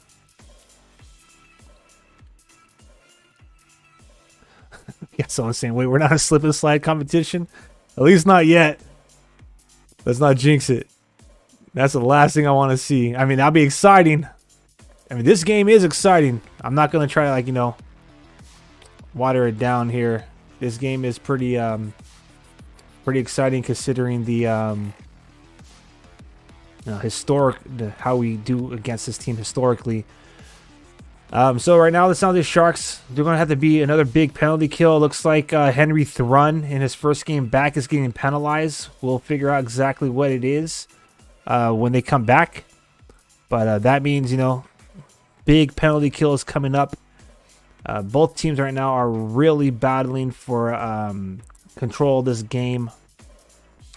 And when Vegas has been given the opportunities on the power play, they really, I think the Sharks have been doing a really good job killing it, but as they say, the law of averages, right? We don't want to keep giving them opportunity to play with us down a man. So while we talk about the penalty kill unit, Capo Kakinen's only faced one shot, if I'm not mistaken, while the Sharks were on the penalty kill.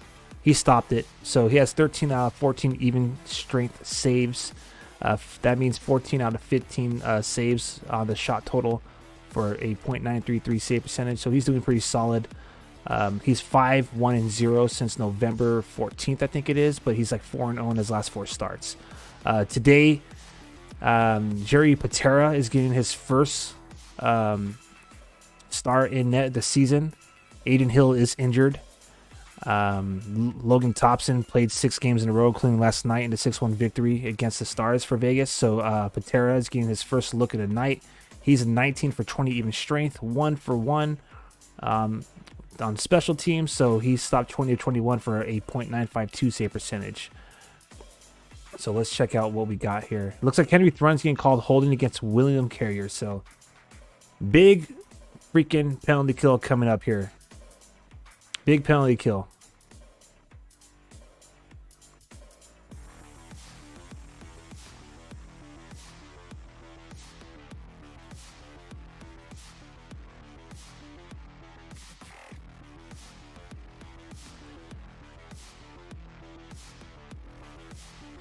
All right, Sharks cleared the zone, so that's what's up. That's a good way to start.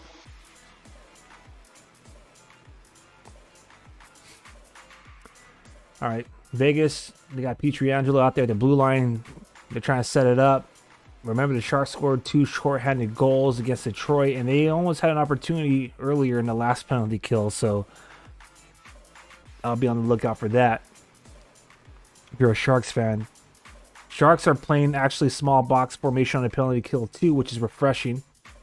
I'm not a big fan of the modified diamond formation on the PK when they have 3 guys in the slot and 1 guy kind of like trying to pressure the puck carrier, because that just allows too much open ice for the the Knights to operate.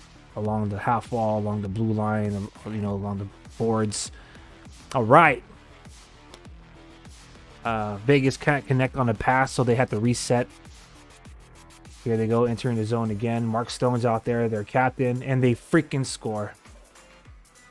They freaking scored. Oh, man.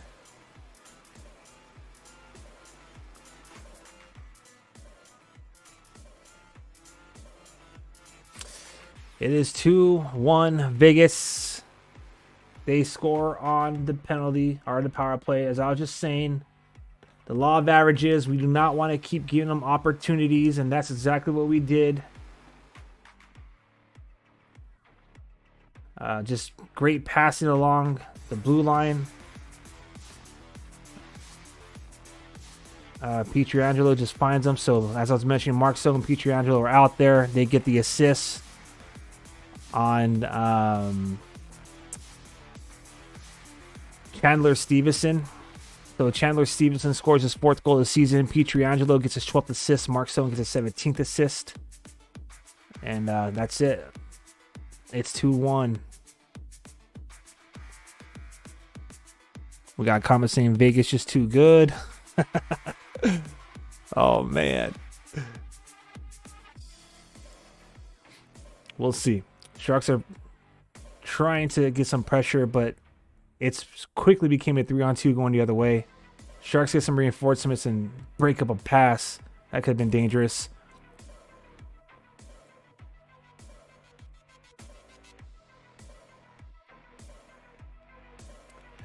All right, Barabanov is out there.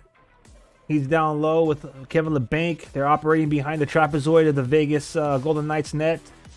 Henry Thrun pinches to help keep the puck in. Barabanov now, he needs some help. Wildly swings in the front. No one's home for the Sharks. Now Vegas just puts it deep in the Sharks zone. Sharks are kind of just regain possession. But Vegas is just controlling the puck in our zone right now. Operating near the half wall. And they get it on net, but Kaapo Kähkönen, great awareness, gloves it down, stops the play.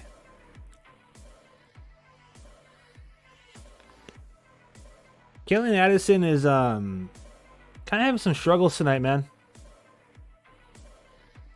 He is not having good success. Carter shoves him to the ground.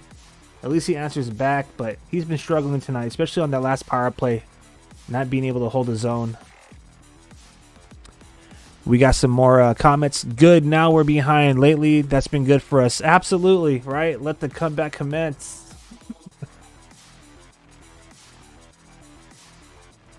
All right, so Sharks ice the puck.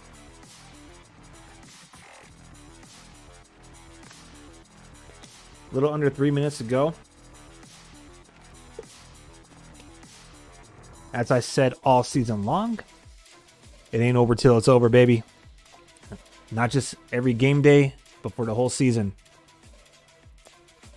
My bold prediction is the Sharks could figure it out and get into a wild card spot. I know some people are still thinking that this team just isn't it, but talk is cheap, man. These guys, I think they've awakened. Call it what you will. Call it chemistry. That's what I think it is. It's just a matter of time of finding who gels with each other. Some people want to credit General Manager Mike Grier with a little powwow early November. I mean, why not? I believe it. A lot of these guys are on one-year contracts, and that makes fans feel that that is kind of an indication of being trade bait or not essentially being a part of his future. But I believe that that's even more motivation for these guys to, get it together and play like they've been playing recently, because, they're playing for a position on this team as well as their next if they're not here. But I'm not thinking the Sharks are going to sell. And I believe it was David Quinn, or was it Mike Grier? I think it was David Quinn that said, like, in terms of trade rumors, the Sharks are not calling. They're more like listening. So, there's teams that maybe want to, acquire some of our talent, but the Sharks aren't selling right now. And that's what I'm talking about. That's what I want to hear. Obviously, Mario Ferraro has been one of the bigger names on the trade rumor talk lately, but he has mentioned to the press that he doesn't want to be traded. He wants to, like Couture and Hurdle has said, they want to see this thing through here and finish it out. And long story short is, he started this game off 29 seconds scoring the first goal. So we'll see what happens. Right now, the Sharks have a minute remaining in this second frame, which means we're approaching just 20 minutes of regulation left. Let's see if we get one more opportunity before this period's over to tie it up as we set up in Vegas' zone. Oh no, 2-on-1 the other way for Vegas. Another weird diving freaking play. Stop laying down on the ice for these guys. Come on. My bad. Passionate Sharks fan here. Got some comments in the comment section. Love you. You are my heart. Well, I appreciate that. I hope you're talking about maybe one of the players, if you want to clarify, but if you're saying us, then outstanding. I appreciate it. Shark City Hockey is all about building community. 15 seconds remaining here. Now the Sharks are finding themselves defending. Final 10 seconds, trying to keep Vegas off of the scoreboard because they are definitely moving the puck around. Ooh, thank goodness they were not able to connect on a pass. And that goes all the way back to the goaltender. So here we go again, baby. It's been this way this entire road trip. With the exception of that first game against Boston, the Sharks have been able to respond. So we'll see what they got left this next 20 minutes. My name is Aaron James. I'm going to get the second period stats all gathered up for y'all. So just stay tuned. I'll be right back. Don't go anywhere. Did I say my last name? It is what it is. I'm Aaron James. And if you heard it the first time, then hey, good for you. We'll be right back here on the Sounds of Sharks versus Vegas Golden Knights watch party. About 2 to 3 minutes. Give me 2 to 3 minutes to get the stats compiled. All right, don't go anywhere.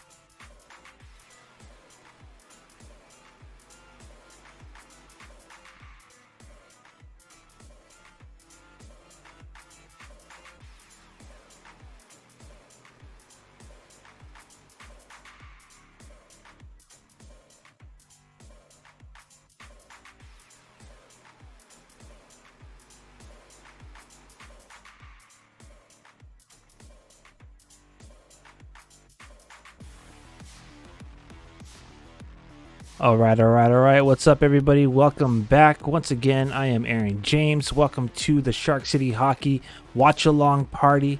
Sounds like Sharks are trailing the Golden Knights right now by a score of 2-1. Let's talk about the intermission stats.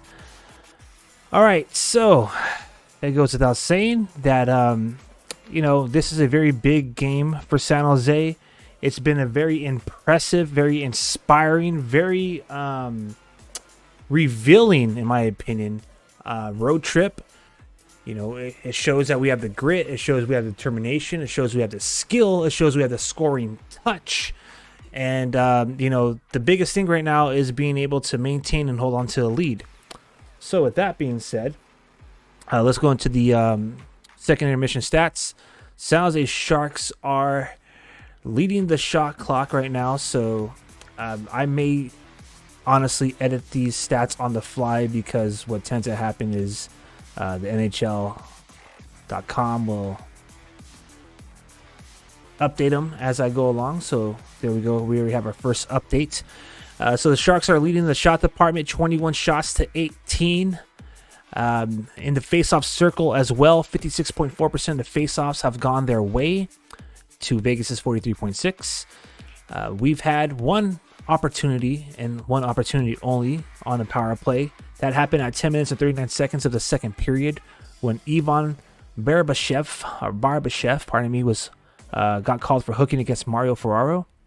We were unable to capitalize on that power play. And as for Vegas, they've had 3 opportunities. The Sharks have been penalized 3 times, twice in that last period. Nico Sturm got called for high sticking against Zach Whitecloud. The Sharks were able to kill that penalty off at 6 minutes and 56 seconds of the second period. Unfortunately, the goal scored against us was on a Henry Thrun penalty for hooking against William Carrier. That happened at 14 minutes and 31 seconds. So that's where we get our 2-1 score after 40 minutes. The Sharks and Vegas Golden Knights, without surprise to anybody, are playing a physical game. Sharks have 12 hits, and Vegas has 14. We have 11 blocked shots, and Vegas has 10. As far as giveaways go, Vegas gave the puck away 4 times. The Sharks have given the puck away 0 times. However, we have taken the puck away 4 times, and Vegas has taken it away once. So I think San Jose has played the better game.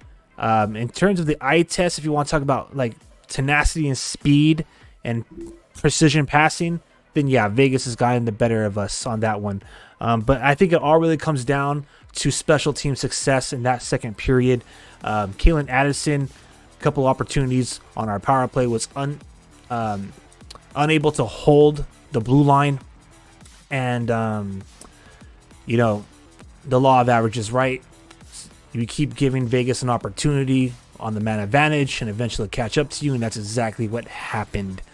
So San Jose Sharks right now are, again, going to probably have to look into doing comeback mode. If you missed it late, or if you're joining us late and you missed it early on in this game, Henry Thrun was called up from the Barracuda a couple days ago, but it was really unsure of whether or not he was going to be in the lineup. He did get the call to be in the lineup because Mark-Edward Vlasic, citing personal reasons, was a healthy scratch. And oddly enough, William Eklund is not in the lineup. He showed up. He skated out with Henry Thrun at the T-Mobile Arena and did the warm-up. But something happened, and now he has, or maybe he had it prior and he was just testing it out. Choose, tomato, choose whichever one you will. But nonetheless, he is now out with the lower body injury before the game even began. So, if I'm not mistaken, that means that technically the Sharks are out there with 10 forwards and 7 defensemen. I can try to verify that for you, but we are playing solid for being down a man. And Henry Thrun was looking good, with the exception of that last moment where he got called on the penalty, where he committed a penalty, and that ended up resulting in a goal against.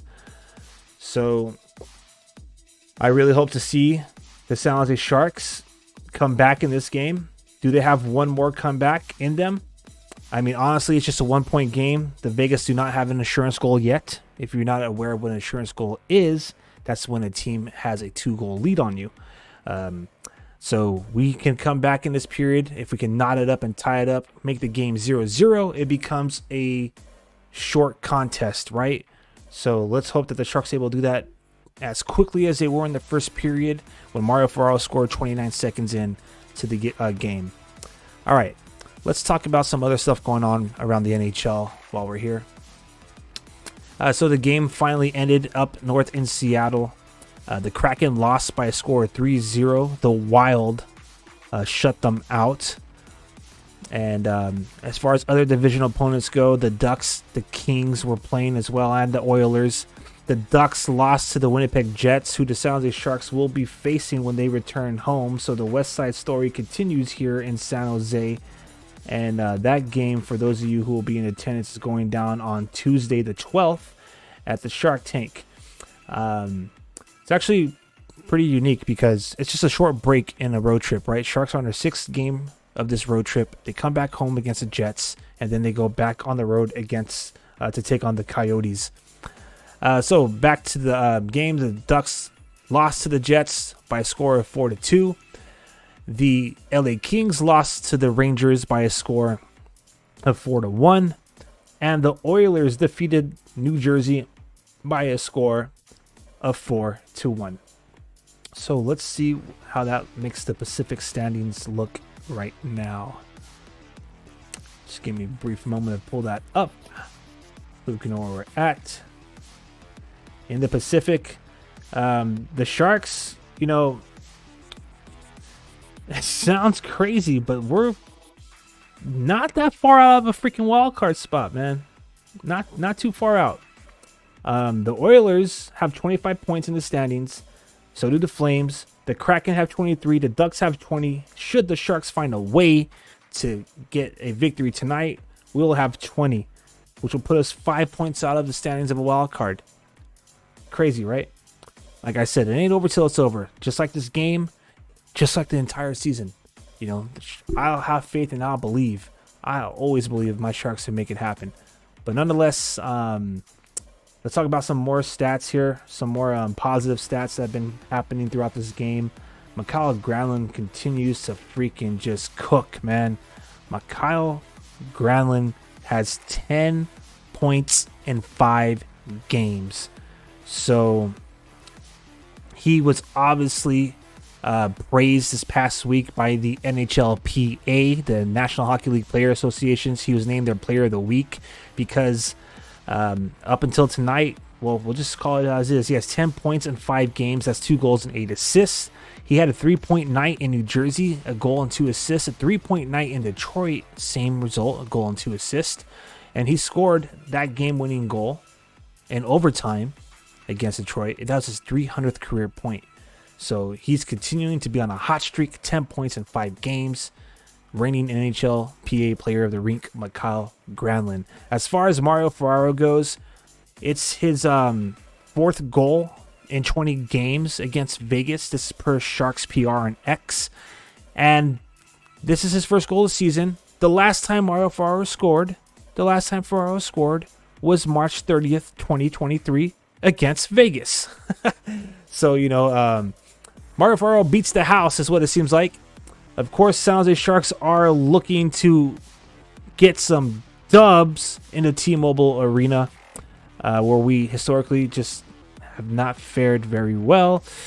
The Sharks' all-time record in T-Mobile Arena is 4-9-2. This is the 16th regular season game we've ever played there. All-time against Vegas, this is the 30th all-time regular season matchup. The Sharks are 7-19-0-3. So the last time we've played Vegas was at T-Mobile Arena back on November 10th. They shut us out 5-0. Prior to that, it was the opening night at the Tank for the San Jose Sharks. First game of the season, in which they defeated us 4-1.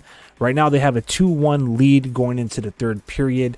This is the 3rd out of 4 games we'll face our divisional heated rivals. The last game will be February 19th at the Tank. Of course, not only are they the defending Stanley Cup champs, they are also number 1 in the division right now with 41 points in the standings and an 18-5-5 record. So let's see if the San Jose Sharks have what it takes to freaking come back or tie it up and, you know, make it happen. So we're 5 minutes away from the opening faceoff of the 3rd period. I'm going to take a quick break. and step aside, and we'll be back momentarily here on Shark City Hockey's live watch along party. I'm your host, Aaron James, and thank you to everybody who's been engaging in the comment section. As you can see there, you guys are the Sharks' fifth line. That was what we dubbed the comment section. Of course, if you're representing Vegas Golden Knights or any other fan base, by all means, share your fan pride in the comment section. After all, we're all going to do this together. Love building a hockey community here at Shark City Hockey. So we'll be right back. Don't go anywhere. And action will return in less than 5 minutes.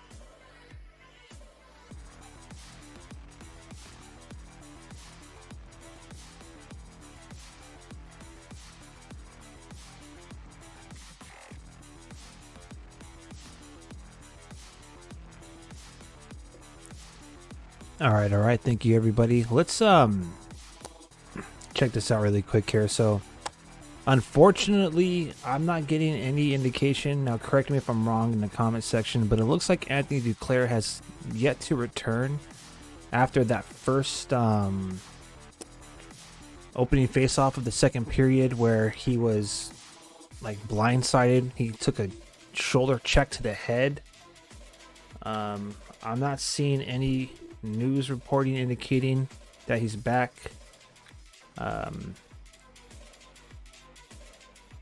This is per Curtis Pashelka on X, but it looks like he's still in protocol. So again, opening face-off at center ice of the second period. He took a hit to the head with the shoulder by Kolesar, so I said that was bull shark, that there's no call, but you know what, I just hope he returns for the opening face-off of this third period. As you can see, he's very instrumental to the recent success. He's had 5 points in his last 4 games, including 2 goals against New Jersey, a goal and an assist against the New York Rangers, an assist against one of Hurdle's goals, and against the Islanders. 24 games, 10 points. He's on pace for a 34-point season, and he's one of my favorite players this season, to be 100 with you. So let's hope that he comes back. But we're about to get ready for the opening face-off here in the third period. So let's see if he's out there. So, we're already down Eklund. So if that's the case, then that means we have 9 skaters? Because we have 7 defensemen and 11 forwards to start the game without Eklund, and now Duclair, that would be 9 if I'm mathing correctly.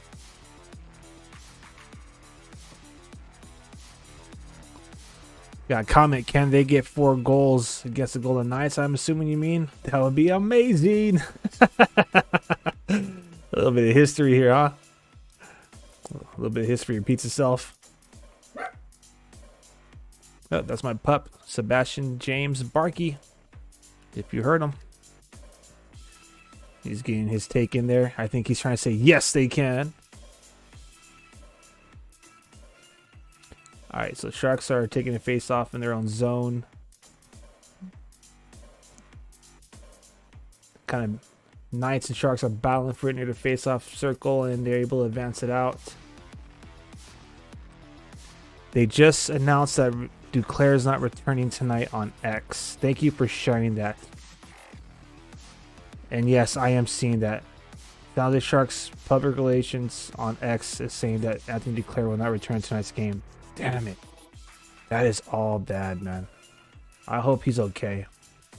The worst possible thing could be concussion protocol. I don't want to speculate, but I mean, yeah. All right, Sharks, let's get it done for Duclair. Let's get it done for the Duke of San Jose, baby. Let's go. Yeah, it sucks. And it indeed is bad news for the Sharks. But, you know, our next game is Tuesday night. Until then, we have 18 minutes and 40 seconds to try to get this game back in our favor. My bad, kind of stuttered there because Vegas is operating deep in the Shark zone. Their passing is so precise, it's freaking worrisome. It's almost surgical. I hate to say it. Oh my goodness. A clean pass into the slot. And now, I mean, just like had plenty of time to freaking shoot it what looks like top shelf. And Vegas is now leading 3-1. Looks like the Sharks are going to have to force the issue here, push the envelope, and try to have another dramatic overtime victory. We have someone he said fill it in overtime. So Tyler is so real, filling overtime in this one, then never mind. Hey, don't give up. Don't give up. It ain't over till it's over. All right. We got 18 minutes and some change of hockey here. Got plenty of time. Obviously not how we wanted to start, but here we are. Setting up shop. Oh, almost an opportunity. That should be a penalty, baby. And it is. Bailey had an opportunity at a wide open net, and they practically freaking tackled him. Whitecloud's out there crying. Zach Whitecloud gets interference call 2 minutes at 1:59. That is definitely a call that went our way now that I look at it, but we'll take it, baby. Sharks have a power play, so you know what that means. Type chomp chomp because we want to see the Sharks score. What's going on? Are they reversing the call?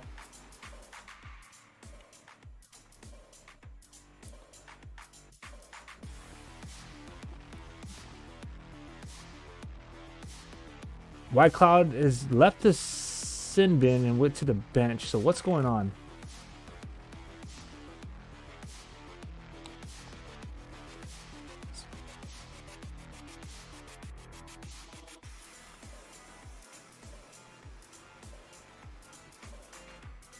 We got a question. What's our average deficit that lights a fire under us?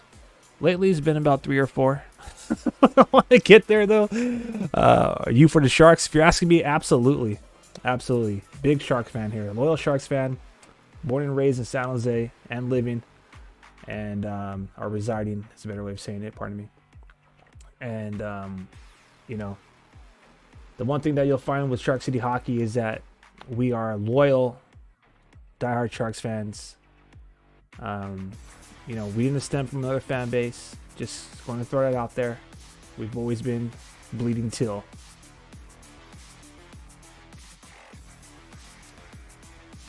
I can't help myself. I always have to share that. We got hello. Hey, what's up? What's good? Thank you for joining.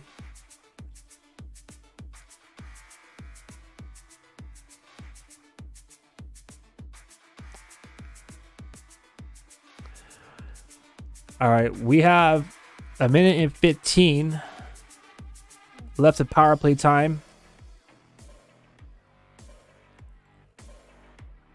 Granlund with the shot. Barabanov controlling it by the boards. So much pressure. All right, here we go. LeBanc is there to clean it up. LeBanc operating from the face-off circle. Passes to Hurdle. Hurdle across, and that doesn't find anybody. And the puck. Ooh, Granlund kept that puck in. I thought that crossed the blue line.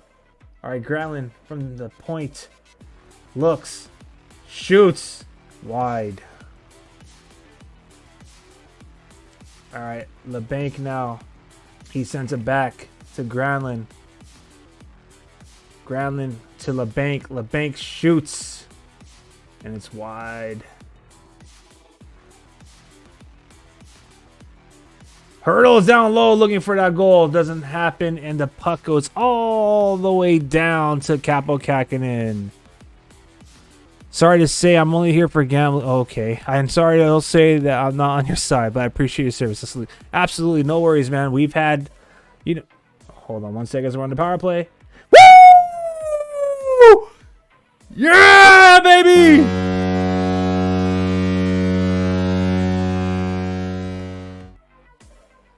Mike Hoffman with the power play goal.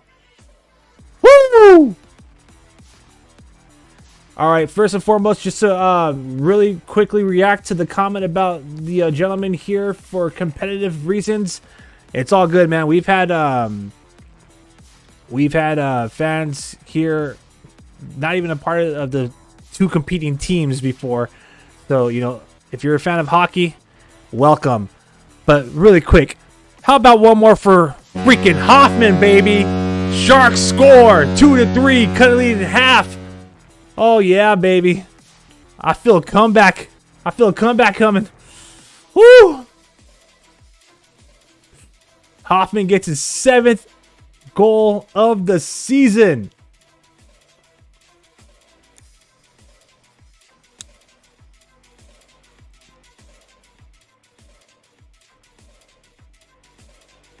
Sharks finally get a freaking power play goal. I'm loving it. Mike Hoffman, 7th of the year. Mikael Granlund, baby, 15 assists. That's 11 points in 5 games. And Kaapo Kähkönen with the secondary assist. Kaapo Kähkönen gets an apple. He earns his first point of the season. That deserves big Kaapo energy. That really does. Not a big save, but a big assist. So part of the big save is really big assist by Kaapo Kähkönen. Type big Kaapo energy. Woo!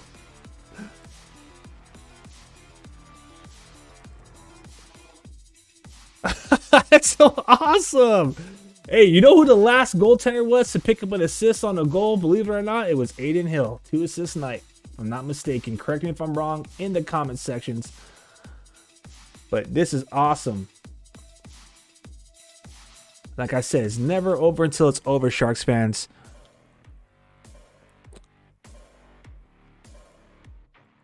We got some comments in the comment section. I want to acknowledge them really quick.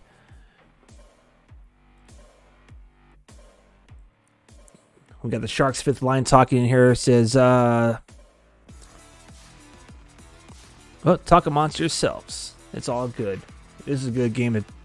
Good game I'm tracking here. Let me see. I just want to see it. So, got to fight back. We have someone confirming it was Adin Hill. I'm a Boston Braves Bruins fan, but no one likes to see the Knights bully the bottom. Okay. A small part of me would be happy if you lost. And we got people talking about some competitiveness of other leagues of sports. So it's all good. Thank you to everybody who's engaged in the comment section. Y'all have some fun. Sounds like Sharks are making a game out of this themselves. Been bringing some pride to Sharks territory lately, man. Making us proud Sharks fans. There's been some exciting action. What is this now? 24 goals in the last 5 or so games. I'm not too sure if my math is mathing correctly there, but don't count us out, baby. Put some respect on our team's name, as I've been saying all season long. We are at the bottom. That's true. We're at the bottom Pacific. Sharks, go figure. But I'm telling you, man, we're not very far away from contending for a wild card spot, as crazy as that sounds. All right, so Sharks are making it interesting. A little bit under 14 minutes left to go in this game. I'm thinking that was Kaapo Kähkönen's first career point. I'm just going to double check on that really quick here.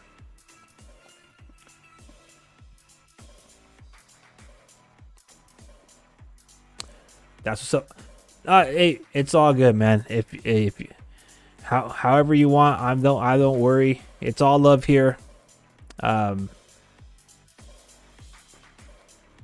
want to cheer for or against the Sharks? It's all good. That's why we always ask our fans, and I'll ask y'all one more time, or our audience at least, and that is, who do you got? This is a good time to ask everyone right now. Type SJ for Sharks or VGK in the comment section.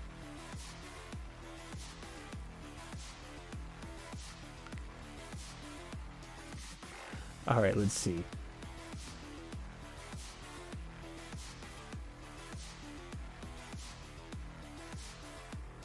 I believe that may have been Kaapo Kähkönen's first career point. I gotta do a deeper dive into my stats, so just give me a second. I'll make sure I'm reporting accurate information here. But either way, big Kaapo energy should be trending in the comments section in the chat, because that's exactly what that was. Kaapo Kähkönen, who's 5-1 since and 4-0 in his last 4, but Kaapo Kähkönen's 5-1 since mid-November. He's doing outstanding.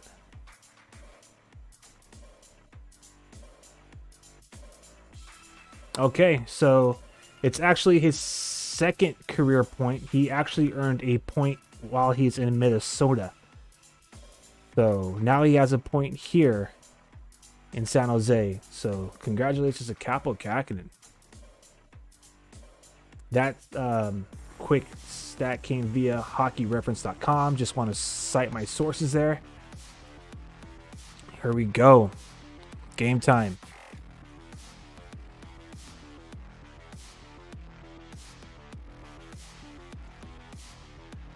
All right. Mario Ferraro testing his luck again. Puts a wrist shot on net. He scored on a wrist shot in the first period, but that was stopped. Gosh, I love hockey night. Same here. Nothing like some Sunday night hockey. Got a bitter rivalry. The San Jose Sharks are out shooting Vegas right now, 31-19. How about that?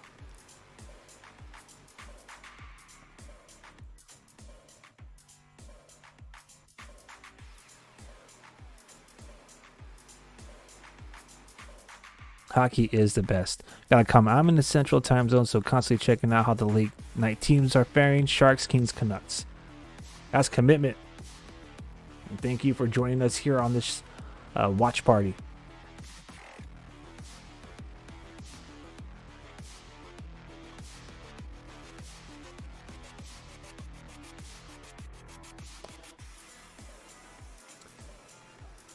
All right, 13:29 remain this period. The Sharks are only down by 1.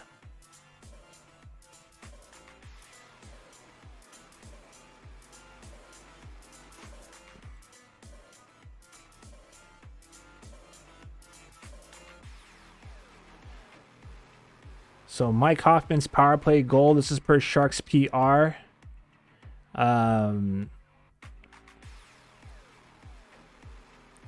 With the assist to Michael Granlund. That's his second assist of the night, third consecutive multi-point game. It's the first time that Mikael Granlund has 3 straight multi-point efforts since April 24th through 28, 2022, when he had 8 assists in 3-game stretch.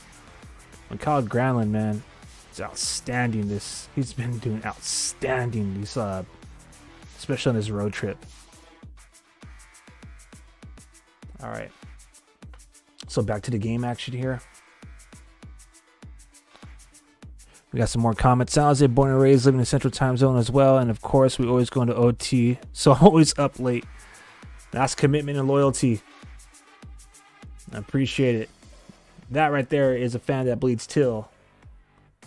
Appropriately so. Thank you for joining us here, commenting with the Sharks' 5th line. We're approaching 12 minutes remaining in regulation. Do the Sharks have one more comeback in them? We hope so. Here they go, advancing it outside the zone.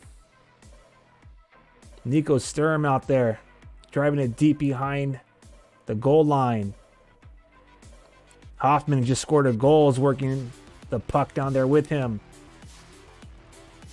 Nice. Sharks able to drive some body through the puck, regain possession. The puck is finding its freaking way from Sharks tape to Knights tape to Sharks tape to Knights tape. It's getting really chippy and choppy out there. All right, pass intercepted by Barabanov at center ice. He has Granlund, did a drop pass, but Granlund was not ready for that, it looked like. Or he just didn't freaking time it correctly. Either way, Sharks dump it deep again. Ooh, Barabanov put Whitecloud on the ice. That's amazing.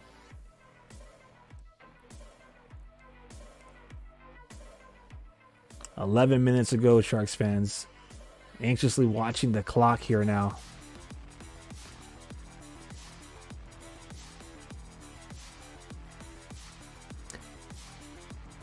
All right.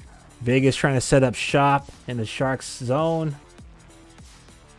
Shot takes a weird bounce, but it harmlessly goes to the corner.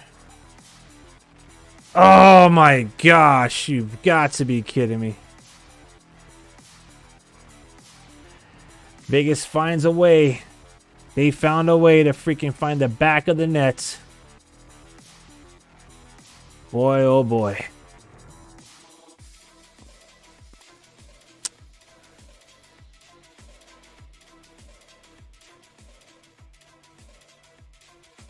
That was Bootsy. How did that happen? Ah, lucky. So lucky.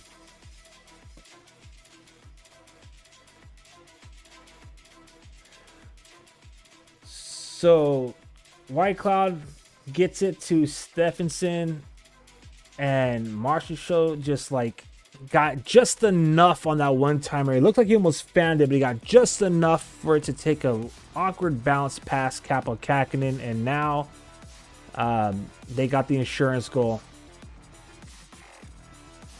Zadina tried to answer back for the Sharks immediately, but right now Sharks find themselves in a 2-goal deficit. Good news is that we're about to have a face-off deep in Vegas' zone with 10 minutes and 18 seconds remaining. That was a great pass from that Hurdle. Not too sure who that was, but Zadina had a great opportunity and didn't find a way to get it back in the net.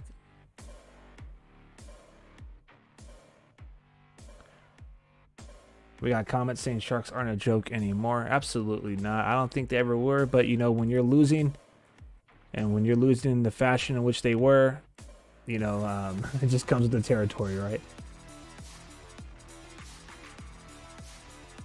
All right, here we go, Sharks fans. This is huge. The Sharks are going on the power play again. That looks like ex-Sharks William Karlsson, if I'm not mistaken. He gets called for tripping against Tomas Hertl. The Sharks need this one. Here we go. Face-off. Won by the Sharks. Granlund at the blue line. Looking. Shooting. Missing. Barabanov sends it around the other side of the rink. Granlund at the blue line sends it to Zetterlund. Zetterlund at the bank. Hurdle operating behind the goal line. Gets rubbed off the puck at the half wall, and Vegas clears. 90 seconds remaining in the man advantage.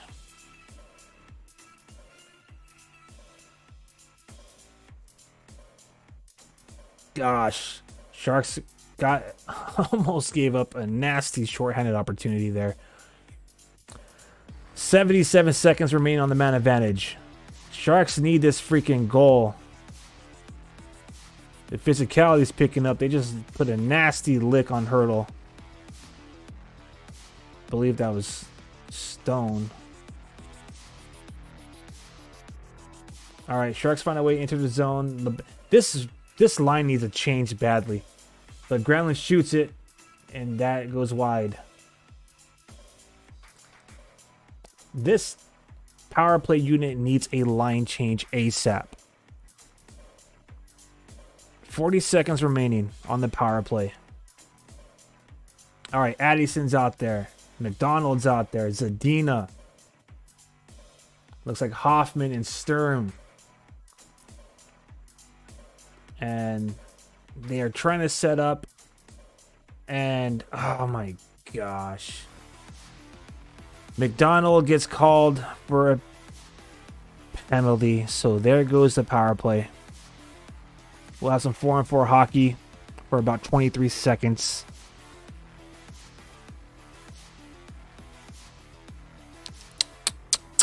That's tough.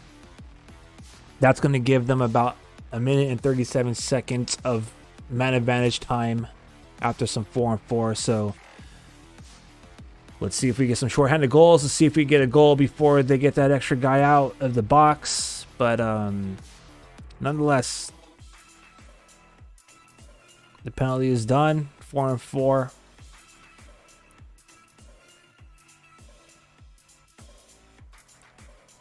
All right, let's go Sharks. All right, so Sharks are not really handling the puck, trying to advance the zone out, but are advanced out the zone. So it looks like this 4-on-4 is going to go really quick, and Vegas will swiftly be on the power play. Sturm now deep behind the Vegas net. Blows a tire, unfortunately, in the trapezoid. And here come the Vegas Golden Knights. 4-on-3. They elect to go to the half wall and try to set the power play. Oh, what a save by Kaapo Kähkönen. They are moving him back and forth by stretch passing it. They keep trying to set up the one-timer in the slot. That one gets blocked. The Sharks are going to look like they're going to try to challenge shorthanded, but they get caught on a line change, and Vegas advances in. Vegas looking to score one more. Sharks got to kill off this penalty. Big kill right now. 50 seconds remaining.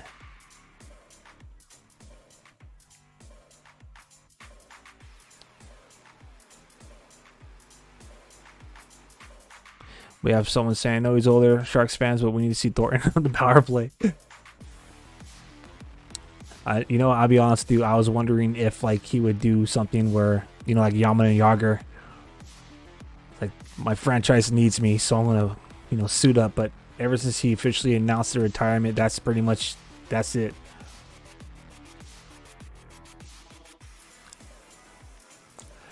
"11 seconds remaining on this penalty kill." So the Sharks, I think they're going to kill this one off, which they do. But the pressure's still on. And time is now of the essence. All right, Burroughs had a great job defensively, but when he tried to clear it, hit some bodies, it stays in. Yeah, Thornton did finally retire.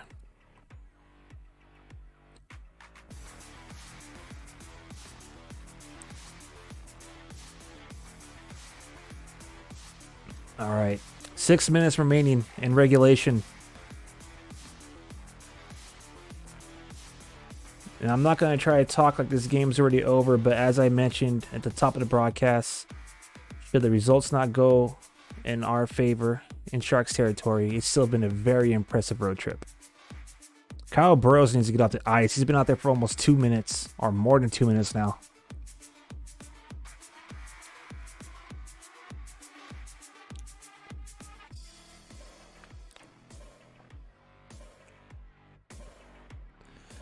All right, Sharks looks like they got away with the penalty there. Thank goodness.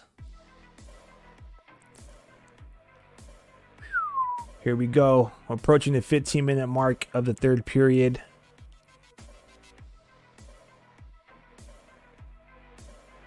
Kyle Burroughs is almost doing 3 minutes of ice time. He's been out there for almost 3 minutes. This guy needs a change. And he's just holding the puck up against the boards, which I like it strategically for the defense, but it's really burning a lot of time off of our freaking off the clock. Come on. Thank you, Kaapo Kähkönen. He does the right thing and gloves it. All right, let me get the clock up to accurate time. 4:42 remains. 4:42 remains in this game.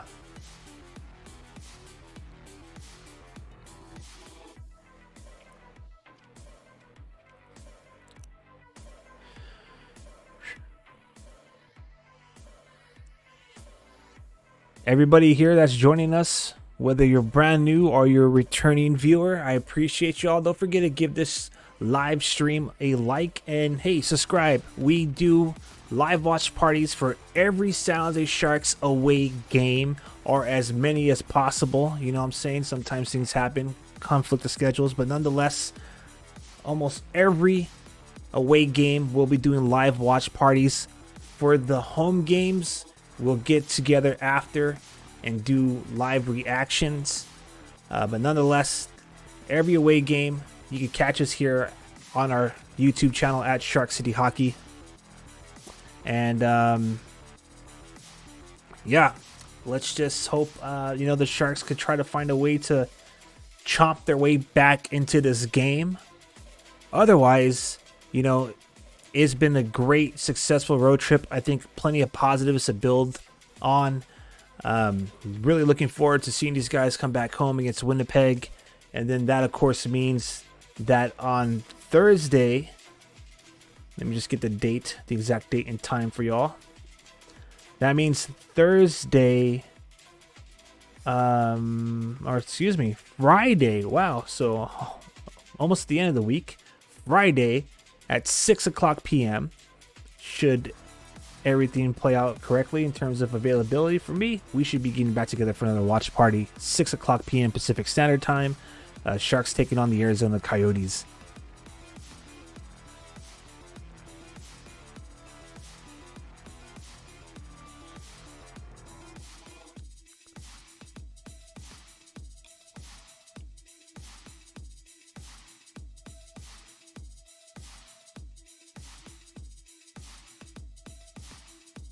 All right, 4 minutes and 34 seconds. My bad, I forgot to hit play on the clock.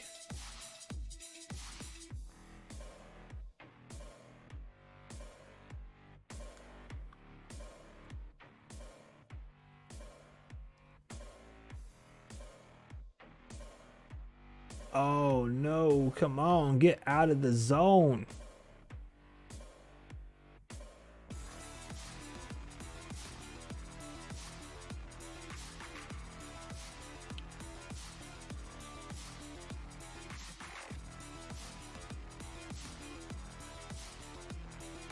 All right, under 4 minutes to go, Sharks fans. Or hockey fans. I imagine Kaapo Kähkönen is going to be hitting the bench soon. Yeah! Woo!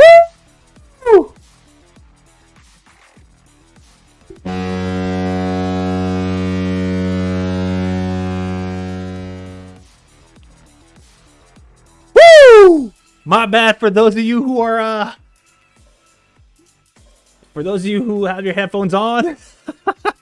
The San Jose Sharks say it's not over yet.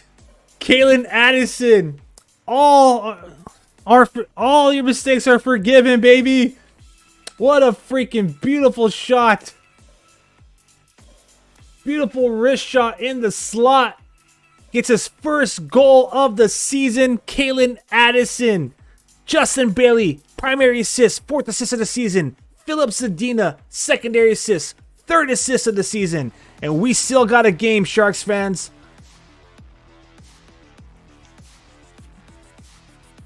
Pardon me, to update the score. 4-3.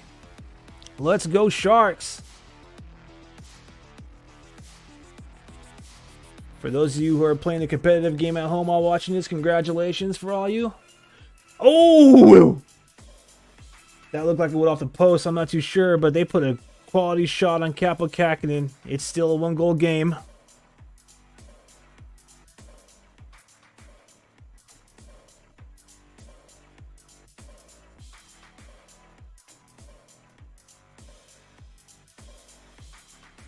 Under 3 minutes to go, Sharks fans. Under 3 minutes to go.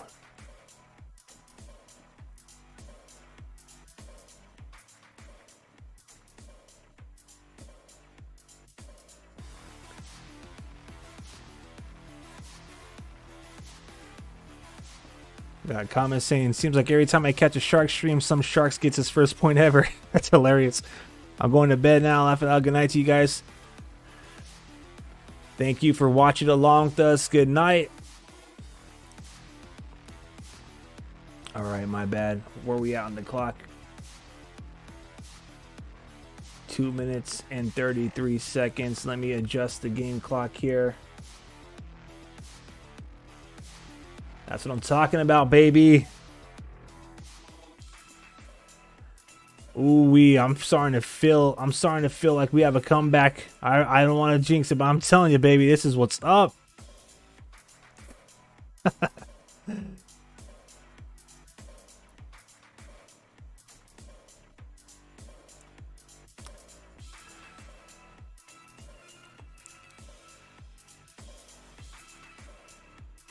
Okay. Thank you to everybody in the comment section, as I dubbed the Sharks' 5th line. All you guys chatting amongst each other about the game. I appreciate it. We have over 100 messages in the comment section. You are all very jawsome. We got Si Se Puede. That's right. This is our ammo as of late. Absolutely. Oh, man. This is going to make for a very, very, very interesting 153 seconds of hockey, isn't it? Oh, man. Let's go.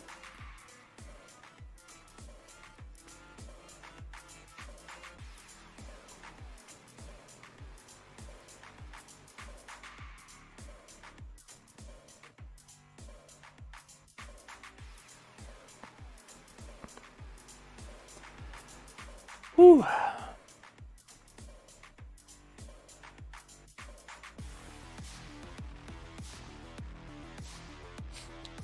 We got someone joining late saying, let's go Vegas.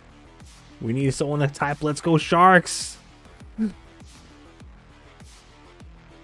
Oh boy. Okay, Kaapo Kähkönen has been pulled. Empty net. Sharks have 6 skaters out there.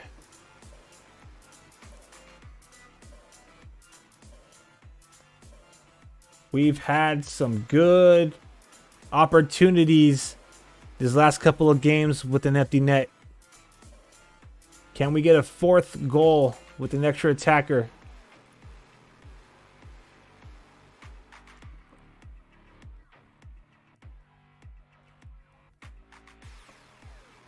My bad as I go a little quiet here, but the Sharks are setting up down deep.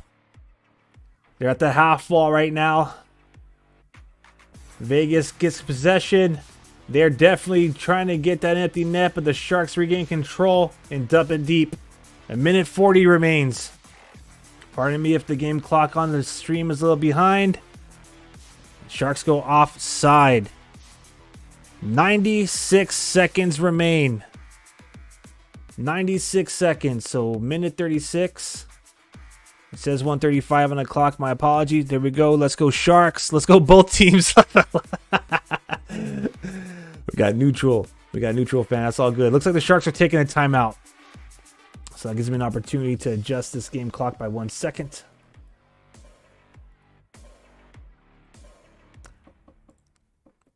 Here we go. I'll tell you right now, as a Sharks fan, this has been some of the best hockey these last few weeks. And, you know, no cap, you know, I got receipts if you want to call it that way. You know, like, check out the streams, man. I've been believing in this team from the beginning.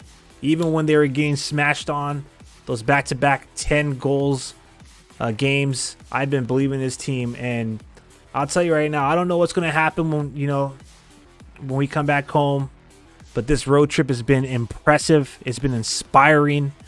It's what Sharks fans deserve, what they needed. And quite frankly, it makes me so excited to see what's to come. Oops, my bad, fans. I didn't mean to get you excited there. My fault. Ignore that. Ignore that goal horn. Nothing happened. Butterfingers, my bad. Here we go. Kakkonen's going to get pulled again. Sharks shoot it. I meant to hit the game clock on that last one. I hit the goal. My apologies. Didn't mean to get anyone too excited. A minute 15 goes. We got coming for real. The Sharks should be proud of the past 2 to 3 weeks. Absolutely. You know, you got these Sharks making some people change tune. All right. You had a lot of people calling them like going to be the worst team. You had a lot of people calling for, you know, the head coaching's job and etc. But nah, man. These Sharks have been outstanding.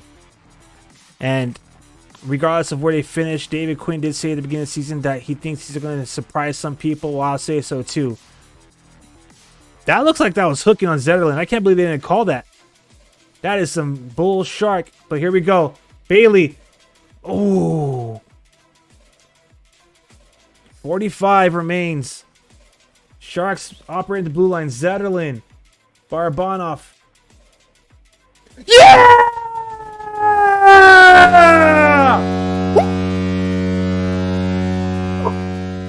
Woo! Yeah!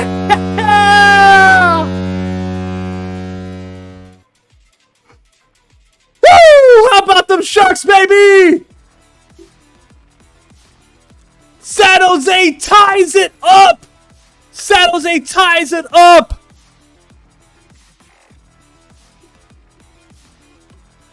Zetterlund from the blue line to Granlund to Barabanov to Hoffman to Hurdle to Hoffman. Pardon me. Hoffman gets his second goal of the game. 8th of the season. Tomas Hurdle, primary assist, 15th of the year. Barabanov, 3rd assist of the year. San Jose Sharks tie the game. 4th empty net goal in like what, 6 games? Woo! What's going on? They better not be trying to challenge for offsides. Are they challenging the goal? This would be the most anticlimactic finish of this game if they turn this over.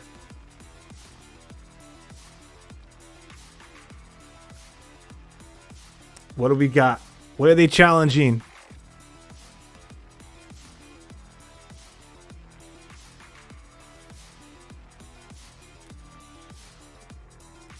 The refs are doing this, not the linesmen, is what I'm hearing from the home broadcast. Referees love to freaking intervene against the Sharks any opportunity they can. What is happening?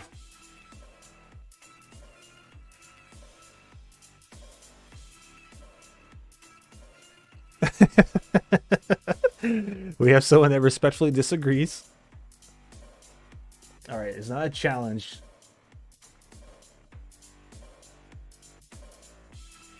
What are they challenging? That's right!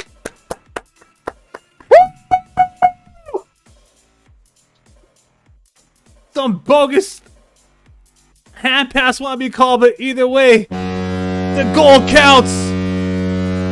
The goal counts, Sharks fans. 4-4 with 38.2 seconds remaining. Pardon my game clock. We'll catch it up in just a moment, real time.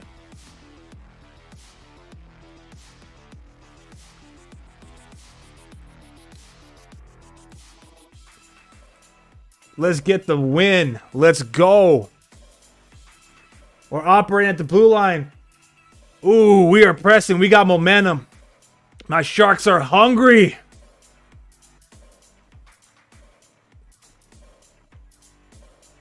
Uh-oh. Golden Knights coming across. 8 seconds. Oh, we're going to go to 3-on-3 hockey, everybody.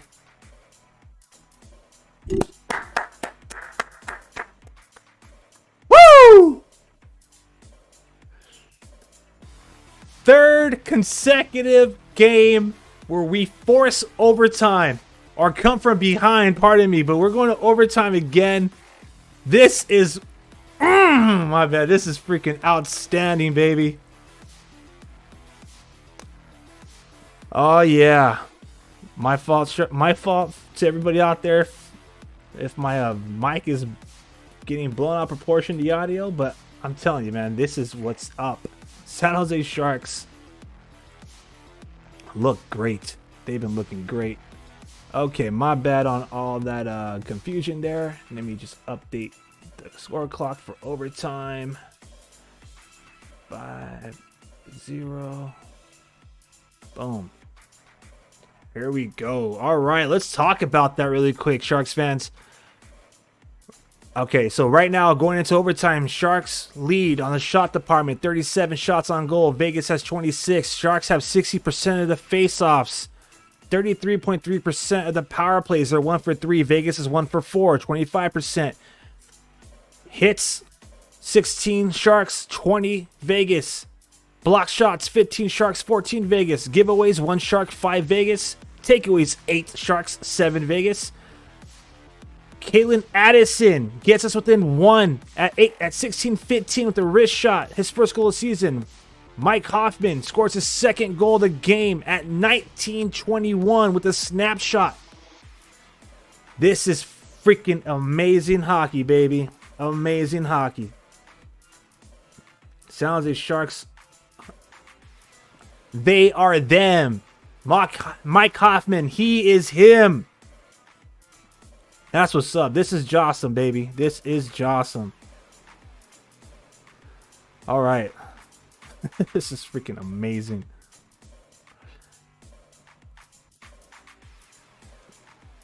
Per San Jose Sharks PR on X, Mike Hoffman with his second goal of the game that ties it up. It's the 4th extra attacker goal in the past 3 games. 3-on-3 hockey.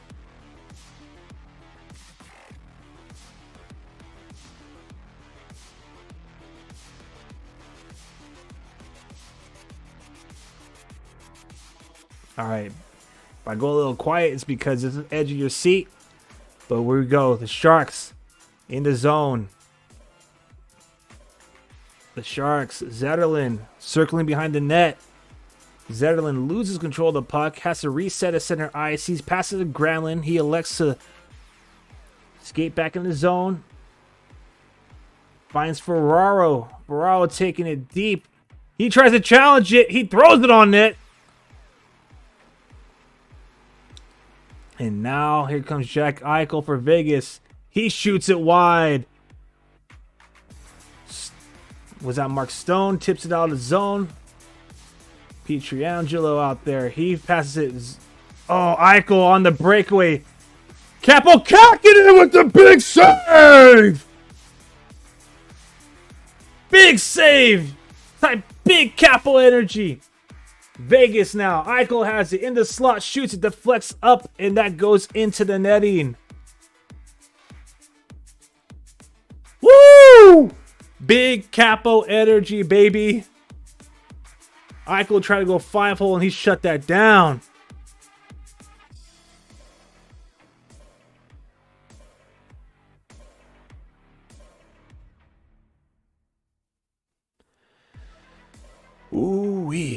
I am definitely going to have a voice tomorrow morning. That's for sure, baby.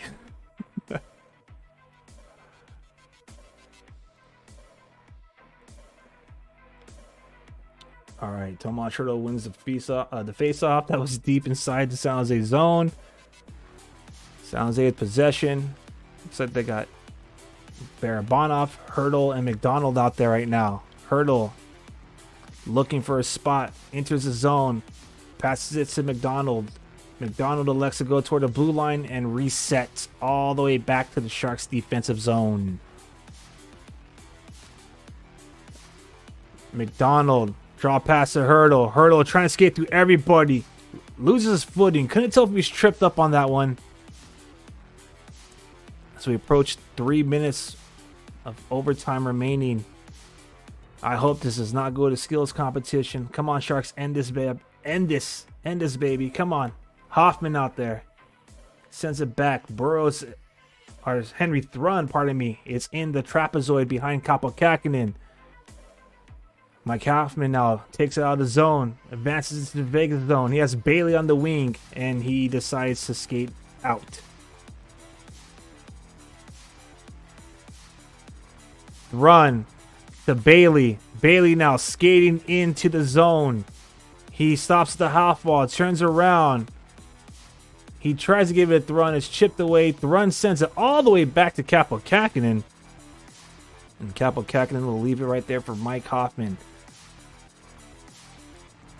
All right, Barabanov now. Barabanov advancing out of the zone. Excuse me. Granlund, pardon me. Granlund skating all the way around the net. Finds Zetterlund. Zetterlund shoots it.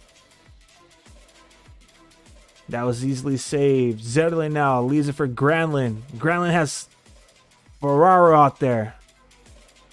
Ferraro back to behind the net to Zetterlund. Zetterlund and Granlund. They're cycling the puck around the trapezoid and near the faceoff circle, but nothing really was there. 1:40 left to go. 100 seconds of overtime.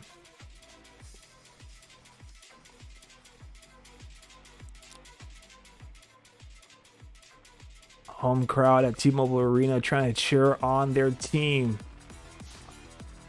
And they try to set up, but the pass goes over their stick, and now Vegas is resetting. Eichel taking it out of his zone at center ice. Retreats back into the Vegas zone. Barabanov is there, has him in his sights. Challenging any open ice, not allowing him to get comfortable. Love it. We got a minute remaining left in overtime. Let's go Sharks, baby.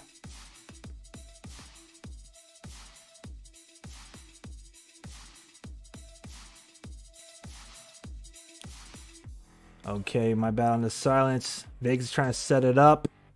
They're slowly pressing.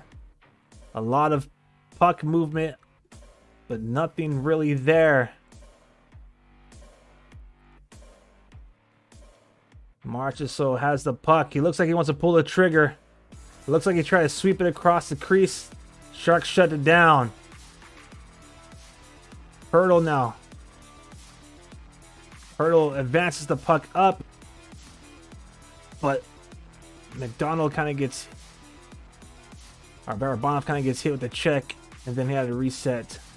Alright, Barabanov has control now. Puck's getting chipped away. Barabanov shakes one Vegas Knight. Shakes two Vegas Knights. He's deep. Gives it to McDonald. He shoots it.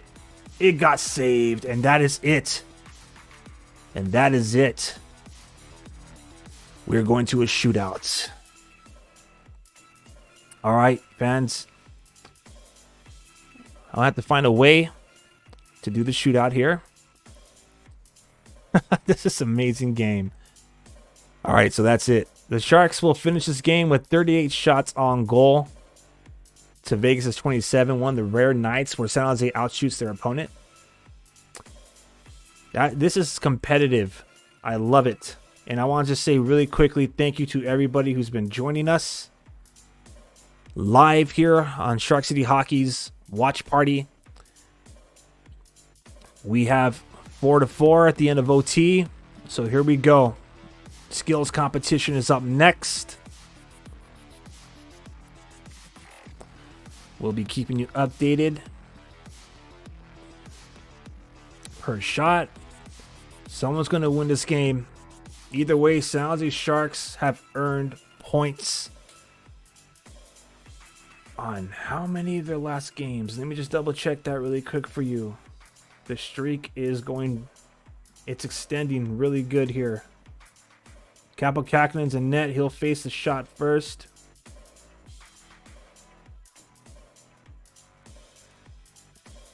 Nicholas Waugh for the Golden Knights gets the first look at Kaapo Kähkönen.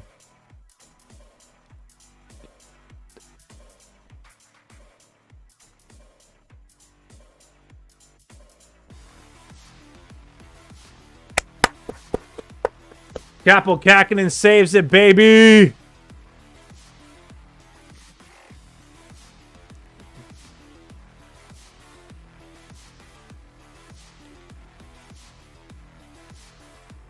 So this right here, regardless of how the results go, 1 second, Labanc, he's out there, and that is saved. That is saved. Okay, so regardless of how this ends, San Jose Sharks have earned a point in the standing in 7 of their last 9 games. Let's hope we could get one more point, but Jack Eichel is now advancing the puck on the shootout. He's going up against Kaapo Kähkönen. Here we are, round 2. Eichel stops in the front. Picks a spot and scores. Woo!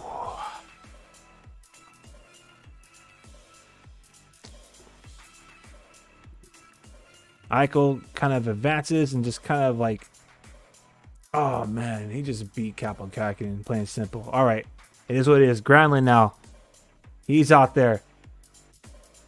And he is stopped. Okay. Sharks are 0 for 2 on the shootout. Vegas is 1 for 2. If they score here, this will be the game. Jonathan Marchessault has the puck. Kaapo Kähkönen needs to stand tall, and he gets scored on. I hate the skills competition. I stand by what I say. Of course, if the Sharks won, I'd be talking differently. But nonetheless, San Jose Sharks fall in the shootout. Vegas escapes with this game. 5-4 on a shootout. Dang. What a ride. What a ride. That's all I'm going to say. What a ride. It's all good. We got some very relieved Vegas Golden Knights fans in this chat section right now. Congrats to you all. That's the only time you hear me say that. It took the skills competition to beat us. But nonetheless, San Jose Sharks have 7 of the last 9 games they've earned points in the standings. It's just their second loss in overtime. In those 7 of 9 games, they've only fell in overtime once before. That was to Montreal Canadiens way back a couple of weeks ago. So this is the second time now. It has been a great game. San Jose Sharks fans, regardless of this outcome, I know it's against our bitter rivals. You should be proud. Vegas Golden Knight fans should be humbled because, after all, you guys being number 1 in the division almost got it. You guys got taken the distance to the team that's on the opposite end of that spectrum. But nonetheless, thank you to everybody who's been a part of this live watch party. Y'all have a great rest of your Sunday evening and night. Everybody who's joined us from the Central Time to the East Coast or wherever you're watching this game from, I just want to extend one more gracious thank you. I really appreciate you all joining me here live tonight. With that being said, I really like what I've seen. We're going to have to get some updates on Anthony Duclair and William Eklund. Hopefully they're available for the San Jose Sharks home game coming up on Tuesday against the Winnipeg Jets. San Jose Sharks, valiant effort. For those of you who, maybe had some money on the line, congrats for those who, either way won this game. I'm not too sure how, but, I'm not a gambling man myself, but it is what it is. I'm glad you joined and had some fun. All right. Our next live watch party will be when the San Jose Sharks take on the Arizona Coyotes on Friday, 6 o'clock p.m. Shark City time. I am Aaron James. Don't forget to follow us on social media across the board at Shark City Hockey. You can find us on Instagram, on X, and of course right here on YouTube. While you're here, please like this stream. Don't forget to subscribe. Turn on notifications so you can join the conversation again and be a part of the Sharks Fifth Line, whether you're a Sharks fan or not. If you're part of the other fan base, you are still welcomed here. Keep it interesting. Keep the dialogue rolling. One more time, from the bottom of my heart, just want to show some more gratitude to all y'all. Y'all have a great rest of your weekend. Have a great rest of your night. I'm Aaron James signing off for Shark City Hockey. This was the live watch party. San Jose Sharks took it. They took it, but the house wins in Vegas. It is what it is. Y'all have a great rest of your night. Sharks fans, you should be proud of your team. Vegas fans, congrats. You guys is continuing to have an impressive season, building upon your championship. I'm not too proud to admit it, but it is what it is. All right, fans, signing off. Until next time, let's go Sharks.